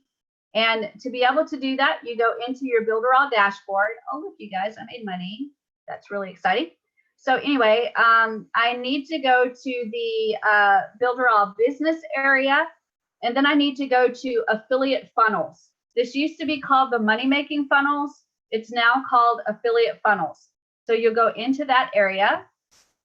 And when that opens, you're going to click the little gray button here that says redirect link.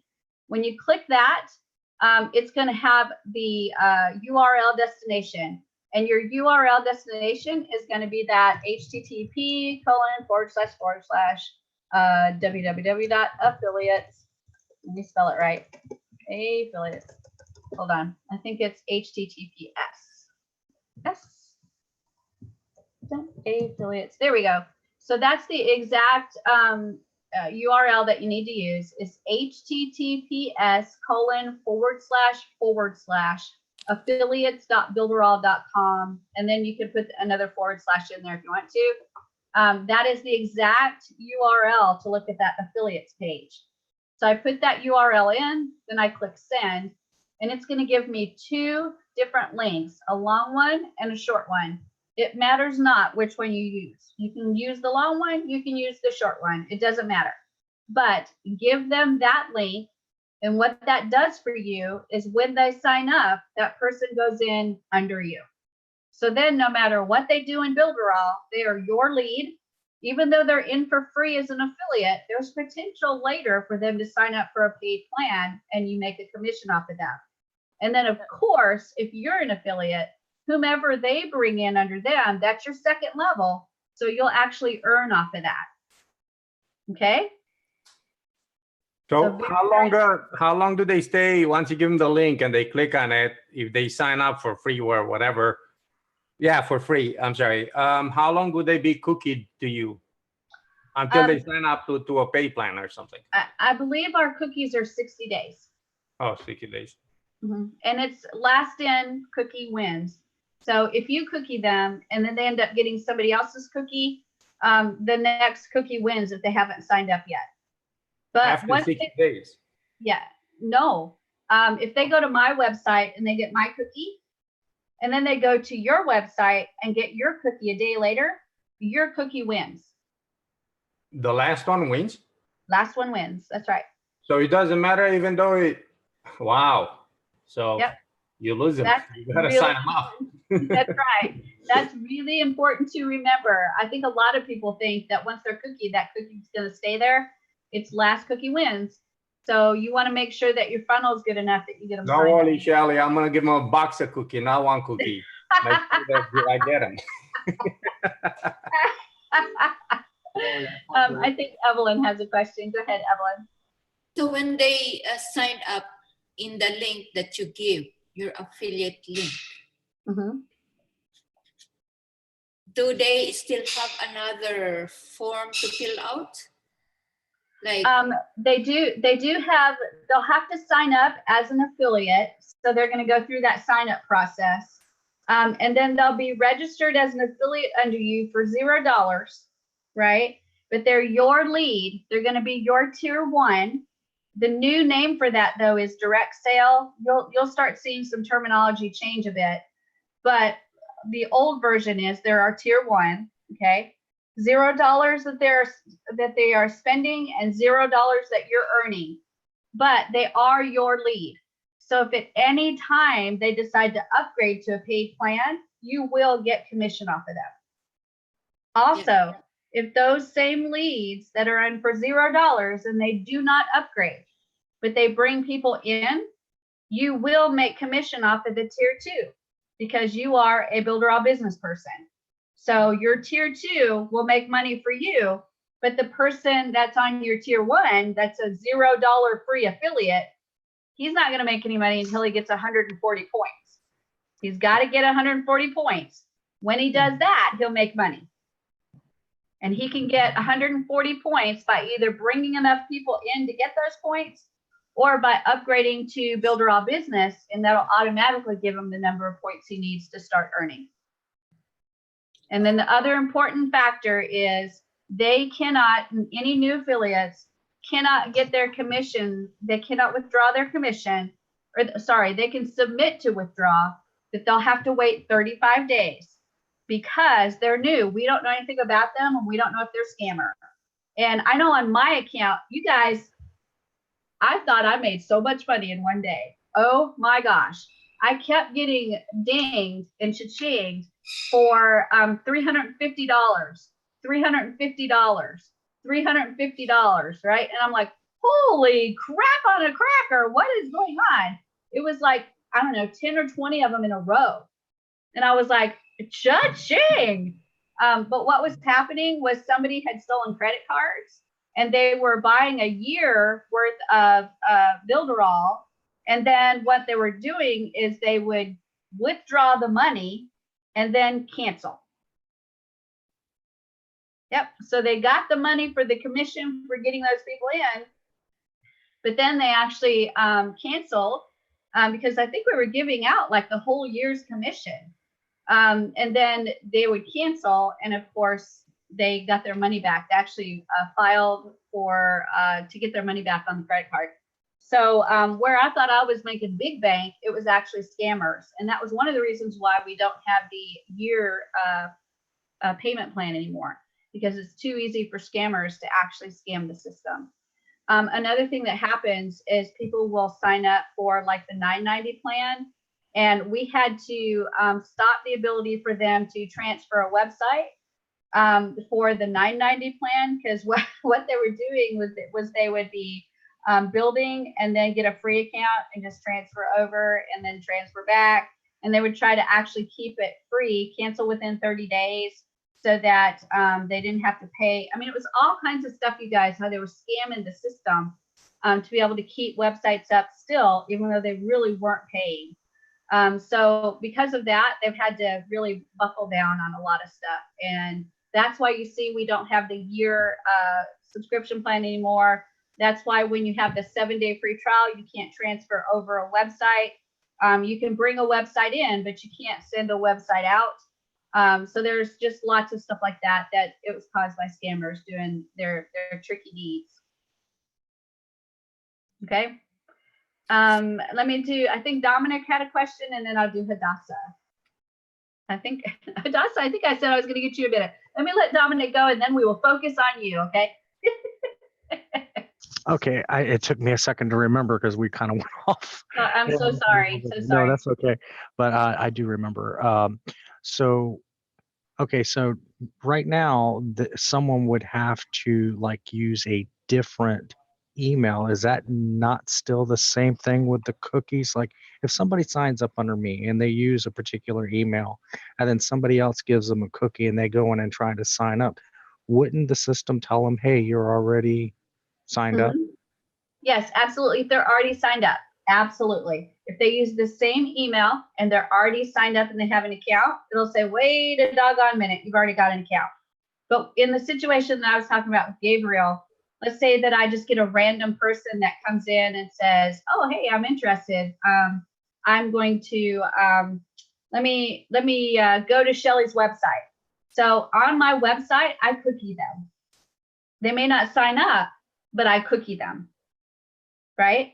So my cookie is on their computer, but they didn't sign up yet. They just went to my website and got cookied, right? So then the next day they go to Gabriel's site. And when they go to Gabriel's site, his website is cookied. So his cookie overwrites my cookie. So then if they do sign up, they will be under Gabriel, not under me. The only way that they stay with me is if they sign up. That makes sense? And then they can get out of signing up with me. Let's say they go to the 7-day free trial, and y'all, we have people that do this, that they'll come and they'll sign up for the 7-day free trial, and they'll use the tools and use the tools and use the tools. And at the end of 7 days, when they no longer have access to those tools, they'll just go and sign up again under another email and use all the tools again. Of course, they can they can use the Pixel Perfect, that they can't connect a domain, they can't send a website out, but all the other tools are available. So they can do the design studio. There's a lot that they can do in there with Builderall in that 7-day free trial. So we seriously have people that'll just jump from one email to the next using the tools and never actually sign up for a paid plan. I mean, you obviously know my concerns. Yeah, absolutely. And that's another issue is a lot of people realize pretty quick too that they can actually just, if they don't have anything going on their account, they can just let that account cancel, use a different email, and just sign up anywhere they want to under a new account with a new email. So all of that's possible, and there's really not a way to monitor that. It's not like we're looking at people going, no, you use this other email, now you're using this one. You can't do that. There's just not a good way to track that in the system right now. But eventually, Builderall will have a system that when you sign up for an account, you have to put in what's known as a key, right? Where when you look at a database, there's usually one thing that identifies that person. Right now, that one thing is the email. Eventually, it's going to be like a social security number or something that is unique to that person. So if they try to sign up again, we know it's the same person. So they're working on doing better with that. Okay. All right, Hadassah, You have the floor. It is your baby. A couple of questions. Just to thank you, and happy birthday. Yeah, for sure. Just to be more clear, regarding signing up people for free, you just showed us that email that people need to sign up under, but then isn't there another, if they only join the 7-day free trial and then at the end sign up, would that be also another way to sign up for free? Yeah, the 7-day free trial is free. So for 7 days, it's free. And then at the end of it, you need to decide, do you want a paid plan or not? But the 7-day free trial is only to lead you towards a paid plan. It doesn't lead you towards being an affiliate. That's the question I have. Yeah, the only way to become an affiliate now, if you're brand spanking new, is to go through that affiliates.builderall.com and sign up.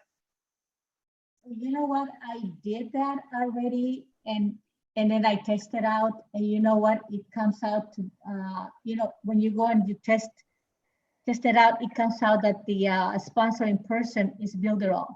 My name doesn't come up. Did you do that redirect link? Yes. Let's test it. I want to test that. Okay. So, because I think I've tested it one time before, and it actually worked. So here's my link. I actually sent it out to support to have them check it out, and they came back and they said to me exactly what I just said. They said you don't need to have a special link for somebody to sign up for free. They can do it on the 7-day trial. I don't think that's right, but I've been known to be wrong before. It's not often, but I've been known to be wrong before. I just tested it because I was sending it out to the guy I met, and yeah, it worked. And that's why I was confused, because my sponsor said to do that exactly what you told us. It was go to the special link, put in, exactly what you showed us, and I did. And the new link that came out, and then I tested it, and it said, Builderall, your sponsor instead of my name, and I go. Anyway, so that's why I sent it to support, and I still haven't gotten the right link. So this is actually saying, please contact the Builderall entrepreneur to sign up. I don't think that's what it was saying before. Let me go down here. Up, there's a little thing that you have to release, as says link. If you can go up to the. Yeah, there is a little bit of text below it, below the button. Hold on. And you click on it, and then that's right there, there. Right here. I did that. I clicked it there. See what happens on yours. Okay. And let me do Christy Lynn. I thought I did it right. I went through this whole process, and all right, so affiliate success enabled. So Christy Lynn was just a free trial, and so I've logged her in using that affiliate, and she now has affiliate capability. And she's under you. Okay. Yep. So I don't know. That's fine. I just wanted to. Yeah. I was thinking that, and Eric did say we have to go through that affiliates.builderall.com to sign up. So I think it's changed since he did that webinar. So if they already are, and that's another important thing, get them in for at least that 7-day free trial, and then you can send them to that little button that says click here to become an affiliate. That way, at least we're getting them in on the 7-day free trial, and we can encourage them to up their plan to a paid plan. To me, that's the way to do it. Somebody said on the webinar today in the ambassador group that he looks at this system like a funnel, where the front end product is Builderall and the upsell is the affiliate program. And I totally agree. You need to get them in first and then get them to add that affiliate plan. Yeah. Even though it's $0 and technically you can come in for free to do it, we really need to get them in as tool users first. because I can't imagine trying to sell Builderall or trying to share Builderall with anybody. And you're like, yeah, no, I don't use the tools at all. And I don't know anything about it, but here's the link where you can get started for free. Yep. Tyree? Thank you. Yeah, thank you, Hadassah. So to make sure I'm getting the right understanding, we can still send them the opportunity to become a part of the boot camps for free. And should they decide they want to continue to use the system, send them to that page that says sign up here for an affiliate. And that's gonna cook it. I mean, that's because they have already signed up for that free account. They're yours. Yeah, Click they're that already yours. That's right. And then when they decide they want to be an affiliate, then they can sign that one. If they decide they want to be an affiliate, because right now they only have the business part. But if they want to be an affiliate, then they have to make a certain amount of sales to get a certain amount of points to be able to become an affiliate. Yep. But they don't have to pay to be an affiliate if they have that account, right? That's correct. That's correct. If someone wanted to just come in as an affiliate without having an account, they can come in with the affiliate link that you showed us how to give them, but they will remain an affiliate until they make a certain amount of sales. I was like completely wrong. You have to get them in at least on the 7-day free trial and then send them to that page to be able to become an affiliate. Okay, that makes better sense. Okay, so that's the door right there, the 7-day trial. No other door but that right there. Got it. Right. I'm with you now. You got it. Roberto. Don't we have videos playing in the compensation plan? And also second, would you have a boot camp about the business side? At least 3 days, something like that. You know, I've been asked about the business side doing a boot camp on it. I do need to try to put, I don't think it'd be a 7-day boot camp. It might be like a 3-day boot camp. It wouldn't be very long. That's but fine. I think that we could probably slide one in somewhere. And what the first question, what was it again? The first part? Is there any compensation plan video or video for the compensation plan? I don't think so. The only information that I know of actually is on the affiliates.builderall.com. And it has information about the commission structure and then also how you earn your commission. Well, I think they're working on videos, but again, this is a transition plan. This plan is going to go from now till July the 4th. And then on July the 4th, get ready because it's all going to change. Everything that we know now is going to completely change. So all you really need to know at this point is the basics and keep working on getting people in that 7-day free trial and then encouraging them to upgrade to a paid plan. Not that they have to, but to me, it's way better to get them into a paid plan and then become an affiliate because then they're actually using the tools that they're selling to people. So that just makes more sense to me. Then, okay. I have a question about that. If you get someone in as under the 7-day trial and they upgrade it, wouldn't they automatically become an affiliate? Okay, so then they have to sign. So then how would they do that if they're already in? If they're already in under a paid plan, then they go to the affiliates.builderall.com and they'll click that little bitty click here area under the button. And that click here takes them to a login. When they log in, it automatically then adds the affiliate program to them. I posted the affiliate page in the chat. Oh, awesome. Thank you, John. Thank you very much. It is really hard to understand because previously, if you signed up in the $49.90 plan, you automatically became an affiliate. That is no longer the case. Any plan you buy, it's just the plan. And the only way to become an affiliate is if you go through that affiliates.builderall.com and you sign in with an already existing Builderall username and password, whether it's on the free or it's on a paid plan, it doesn't matter which one, but you have to be on a plan, free or paid, and go through affiliates.builderall.com and sign in, and it will add the affiliate piece to your login. Does that help? So then if I send them the one that's any of the other funnels, then, and they sign up for free. And then they can, for 7 days, then they can always upgrade, or then they can go to the affiliate and sign in, and they become an affiliate. Yeah, that's it. Willie Bradley?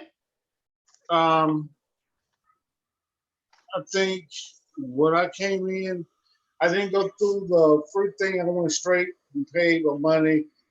And I think I came straight to affiliate. Okay. Are you on a paid plan now?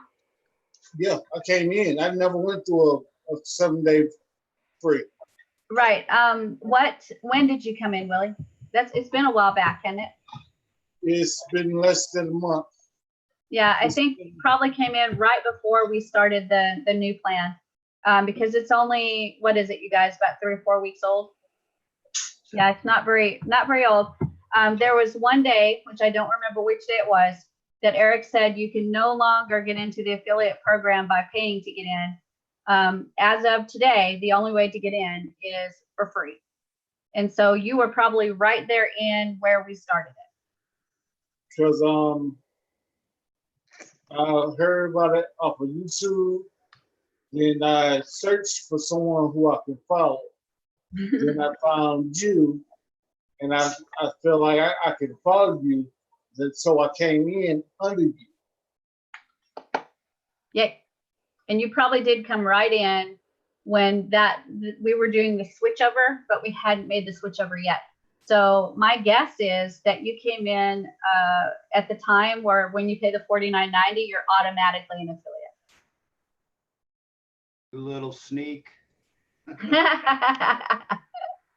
Congratulations, Willie. That's Shaq right there, Shaq. Sorry, Shelly, I have to go now, but All righty. Great Thank training. you so much for coming, Arlie. And remember, we got Saturday and Sunday to go. So if you can jump in, we'd love to have you. Wow, that's my golf time, girl. So I have to go golf. I have to get away from this computer at some point. But I don't blame you at all. Let's see that if I can make it. Okay, guys, see you all. Have a good weekend. All right, bye. All right, so are you guys feeling okay about the affiliate program and understanding how to get in? Because it is a lot different than what it was. It really is. And again, I can't stress this enough.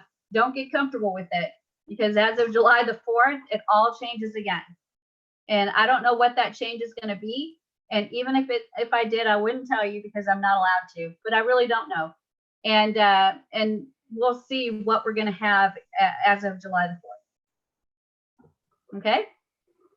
Hey, Shirley, this change is only to become legally all around the world, I believe. That's the reason why Eric is doing that.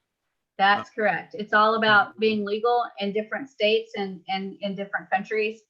And the way the system is set up right now, with you being able to get in free to be able to sell Builderall, I actually like that better, because then we don't put so much pressure on selling the affiliate part.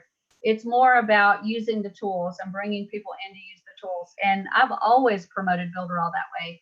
So I'm really happy about it, because that's my main thing, right? That's why I do all the tutorials, is to bring people in to use the tools. And then once they're using the tools, I love to be able to say, oh, you really like the tools? Well, let me tell you about how you can make money just by sharing Builderall, because it's so wicked awesome. So it's like icing on the cake. Like, they come in and they get all this good stuff, and then all of a sudden I put the icing and the cherry on top. So that to me is just really, really cool. I like it. Let me get to Hadassah, and then I'll do Dominic, Tyree, and Davida. Don't let me forget the order. I'm going to encourage you to do maybe, if we have so many questions about the affiliate program and how the new system is during this transition time, I think it will be great if you give us a little bit of training on that, because I think a lot of people are like us, you know. Yeah, I agree. People I know, I still don't even know how to explain it right. So maybe even just a couple of days will be great. Okay, I'll tell you what, I'll be glad to do maybe a webinar on it, and I'll get with Eric and make sure that's okay with him, because because I don't want to like mess anything that he's got planned up. Or maybe you know what, maybe I could get with Brad and do it as a Facebook Live, because he's got that Facebook Live going on now, and that would go out to everybody, podcasts, YouTube, everybody. So let me talk to him and see about doing that with him. And if he does that, he may actually do Eric, not me, which is fine as long as the information is getting out there. And we'll see if we can't make that happen, Hadassah. Okay.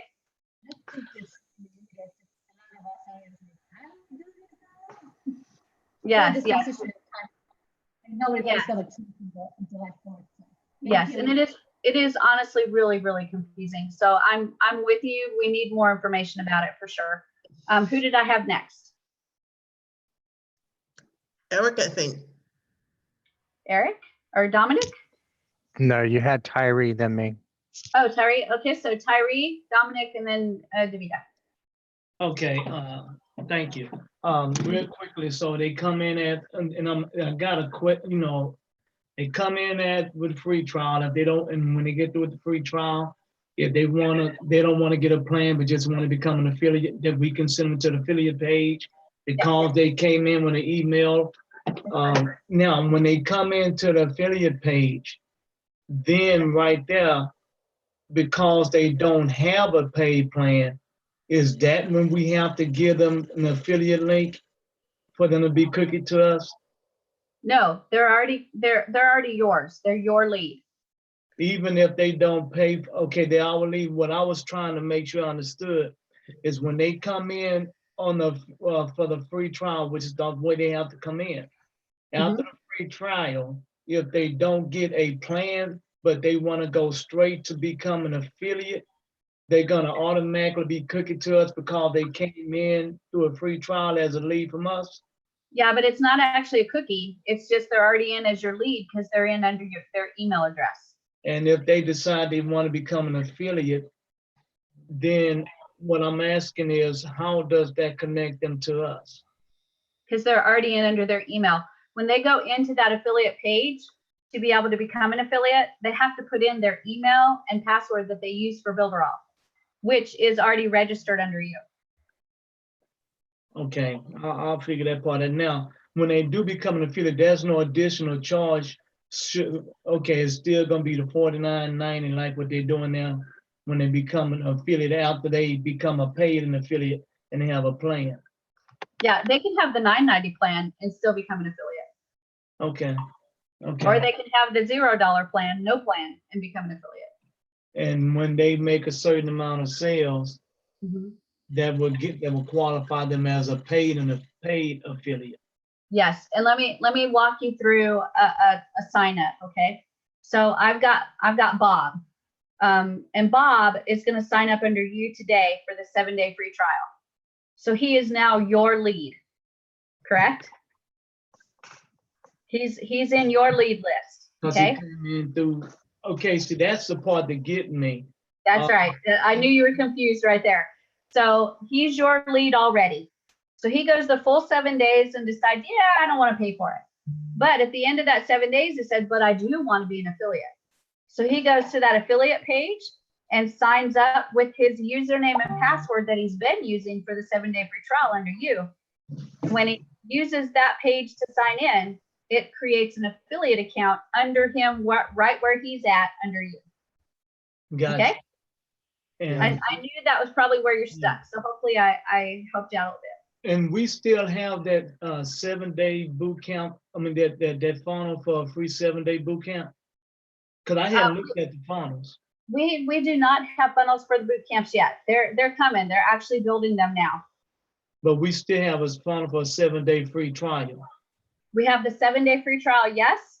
And then in your welcome message, when you have your emails going out, because you've got your lead list connected to Mailing Boss, one of the things that I would make sure you put in there now is, hey, there's boot camps as well. Welcome to the 7-day free trial. Here's some 7-day boot camps. What do you want to learn? That way you get them in, you get them learning about the tools, and hopefully then at the end of the 7 days, it's a no-brainer that they want to sign up for a paid plan. And great, because my sponsor, Mr. Lamar Foster, he brought me in through the funnel like that. He didn't bring me directly in. He gave me an opportunity, gave me a link. I went through that, and then I had a 7-day trial. So my sponsor, Mr. Lamar Foster, followed the program. Yes. And I'm gonna do as he did. Thank you. I understand now. Fantastic. I love it. All right, Dominic. Okay, two things real quick. Talking about the trainings. One, if I get a vote, I would really like to do the fiber gigs. Being a new guy, I want to earn some money. You know, yeah, email marketing is great, but as we just talked about, Messenger is the future. So yeah, I mean, email marketing is great, but I want to learn how to make some money. I really, really, really like the idea of you putting the fiber gig up first. Okay. Personally. I promise I'm going to take that all into account, but I'm telling you, the fact that it's going to be Gabriel's birthday, that's really messing with my mind. Oh, Gabe. Man, you've been in for a while. You're making money. What about the rest of us, dude? I know, right? I knew this was gonna come up, so I said, you know what, might as well I asked first, so.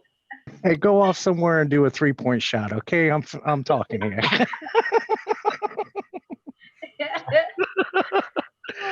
and second, did you see what I posted in the 7-day boot camp? I started a support group. It's the I would be lost without Shelly support group. Yeah, my husband, I was showing that to my husband, and my husband said he needs to stop. And I said, why? And he said, because your head is already big enough.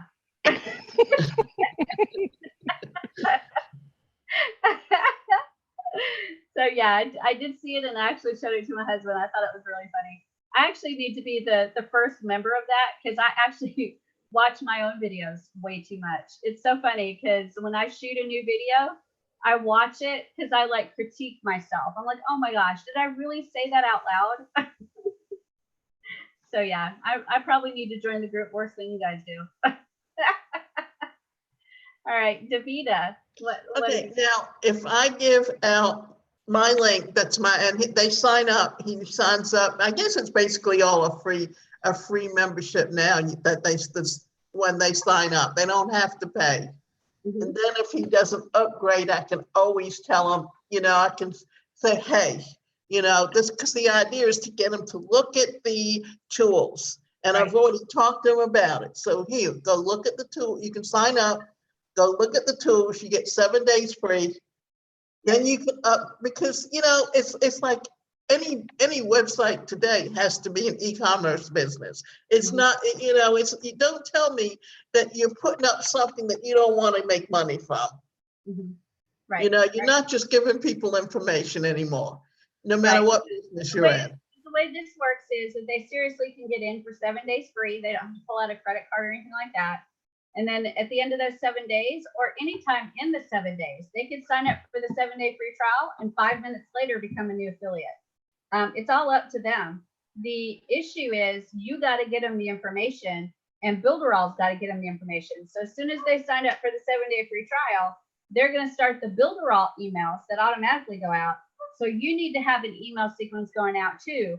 And that email sequence should be focusing on the tools first, but then around day 7, it should be really encouraging them. Okay, if you haven't upgraded to get the tools, here's an option where you can become an affiliate. Or maybe day 8, I would do that. When the 7-day free trial goes out, and day 8, you tell them more about the affiliate program and that they could sign up for that for free. So that way, it's actually creating a situation where you keep them. They're still going to have to log into Builderall every day, but hopefully at some point in the time that they have the account, they'll realize how good the tools are and go ahead and sign up anyway. And that whole time, they will be your lead. Right? So yeah, there's a few ways we can do this and maximize the amount of information that we can give them and maximize the chance to get them on a paid plan versus giving up immediately and saying, oh, by the way, did you know that you can do this for free? We don't want to tell them about that part until after the 7-day free trial. We'll tell them. We'll just wait till day 8. And then I don't even tell them about the $9.90 and the $29.90, because to me that's a waste of money. I go straight for the $49.90, and I don't have very many on $9.90. You can't get all the tools, and the tools are what you're paying for, so you really, the $49.90. That's exactly it. Doesn't even make sense, does it, Davina? No, it's like when I came over, because I came over through an Adam Quora, it was like, I'm paying only 90 cents more and I'm getting far more than I already had where I was at. What's the problem? There you go. That's exactly it. Love it, love it. Hadassah, I think you were wanting to say something. No, I just thought what you just said, I never even thought of following up during those 7 days of trial. I never, my sponsor never mentioned that, and it's a great idea. Yeah, absolutely. I've got a 7-day sequence now automatically. Yeah. Yeah, I know that strategy. Thank you for sharing that. I just wanted to say thank you. Oh yeah, absolutely. I'm gonna do that now. Yeah. Yeah, and it's real easy to do, Hadassah. When you get a new lead, you just want to make sure that your lead list is connected to a mailing boss list. And once you do that, then you can create your sequence. And then every time you get a new lead, it will trigger that sequence to go out. So make sure you've just got a sequence that, especially now that everything's kind of changed, you want to use it to educate them. You want to use it to encourage them to upgrade. And then of course on day 8, you can give them the option of the affiliate program at no cost. But that way you're staying in touch with them and they're getting to know you as their sponsor, which is really important. Well, they actually changed the websites, the design of the websites that you send out. Mm-hmm. So it's got the menu across where they can read it all. So if it's on your link, if they decide they want to become an affiliate, they sign up, it's going to become yours because it's on that link anyway. I mean, you can create your own funnels too. You don't have to use the ones that Builderall does. I had one of my first funnels that I made was actually a travel funnel where I did travel plus Builderall, and actually did a magic funnel where they could sign up and get a free account with Builderall, and they'd get a travel voucher where they could travel almost anywhere they wanted to go. So it was actually really, really cool. That was a fun one to do. I need to break that one out and edit and do it again, because that was a really good one. I got a lot of leads that way. I'm still having that, Shelly. Do you still have it? Yeah. Oh, that's so cool. That's so cool. Yeah, I gave it to my team, and actually anybody else that wanted it too. And it's so cool that you're still using it. I love that. I absolutely love that. That was a pretty funnel, wasn't it? Yeah. When that pretty, that's one of the prettiest ones I made. And it wasn't all blue. So that's impressive. I'm clipping it. Yeah, well, we've been together 3 hours now. I know. I'm so sorry I kept you guys so long, but you were asking really good questions and definitely want to fill you in. I will work on Brad and the Builderall Live to see if we can't get information about the new transition plan. And if we can't put something together, I'm really resourceful. I'll do a webinar myself. I'm good at that. So I will make sure that happens tomorrow. We'll keep going with the chatbots and get more information, and we'll keep going there. Tyree, do you have a question? I just wanted to say real quickly, I've written down a reminder for me to tell you, I enjoyed that Oculus Prime video you did. I didn't even know you did that live. I mean, to show that you did that live and everything, and that just gives me even more of what I can do with Builderall. But that was a nice video. Thank you. Thank you. Yeah, I'll do more of those. I absolutely love it. It's actually an Oculus Rift. And when I use it, I always say that I'm going into the Rift, but and it really is like into the Rift, because you have to wear a whole apparatus on your head and you have to hold these little special things, and it's so flippin' cool. And I absolutely love it. And Brad has asked me, he's the marketing director, and he's asked me to do at least one of those a week. So I will do at least one a week. And if there's any topics you want me to talk about, just let me know, and I will see if I can do them inside of the Oculus Rift. And I have an absolute blast. I have so much fun. The only thing I wish they'd change in the Oculus Rift is when people do like hearts and the thumbs up, it's like little ping pong balls, and you can grab the ping pong balls, but you can't throw them. And that would be so cool, right? To take them and like throw them and watch them bing, bing, bing, bing, bing, all off the walls and stuff. So I'll have to message Facebook people, the developers, and say, hey, if you're gonna make them ping pong balls, make them work like ping pong balls. But yeah, it's a super fun thing to do, and I will be doing an entire course on how to do the Oculus Rift and Facebook Spaces and how to do marketing. Yeah, I'm excited about that one. And the new Oculus is coming out. It's going to be Oculus Quest, and it will not have any cables. The one that I wear on my head right now has cables on the back. And so when you move around a lot, you can actually get tied up in the cables. And if you're walking around, you can trip over the cables, which is hilarious because there's games you can play inside the Oculus Rift where you have to move around. And I've probably told you guys this before, but I'll tell you again. One of the first games I played in Oculus Rift was Buried Alive was the name of it. And it's a game where you have like 2 guns at the side of your body. And you use your hand controls and you like take the guns out and then you shoot. And there's 2 players on one side of this ghost town and then 2 players on the other side. And the goal is to shoot each other, right? Until you're dead. So they have like hay bales and wagon carts and stuff like that. And you're supposed to duck and hide behind everything so you don't get shot. Well, I don't move. I'm 53 years old and I'm an amputee. So I don't move quickly, and everything I do when I move, I have to kind of think about it.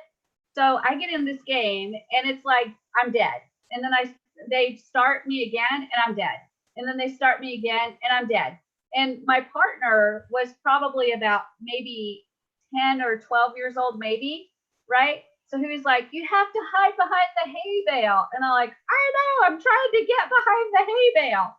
So I'm like trying to get behind it. And then I'm trying to get behind the wagon cart, right? So I'm trying to do all these things to not get shot, but I just kept dying constantly. And the kid that was with me was very helpful. He was like, you got to get your shotgun. And of course, I have to walk over to where the shotgun is and try to pick it up. And it was hilarious, right? So by the time we were done, I had died like 69 times. He had died like 2 times. And nobody on the other side had died. They were like 0. They kept killing us. So at the end of the game, this kid was so funny. He was so supportive during the game. But at the end, he was like, do you guys mind if I get a new partner? So that'll tell you that I probably should not be doing that game at all. But I can definitely do the Facebook Spaces and actually do training inside of there. So every time you guys see me in Oculus Rift now, you'll be thinking about that story. Like, yeah, Shelly tried to jump behind that hay bale, but she died. Well, I'd be falling down first.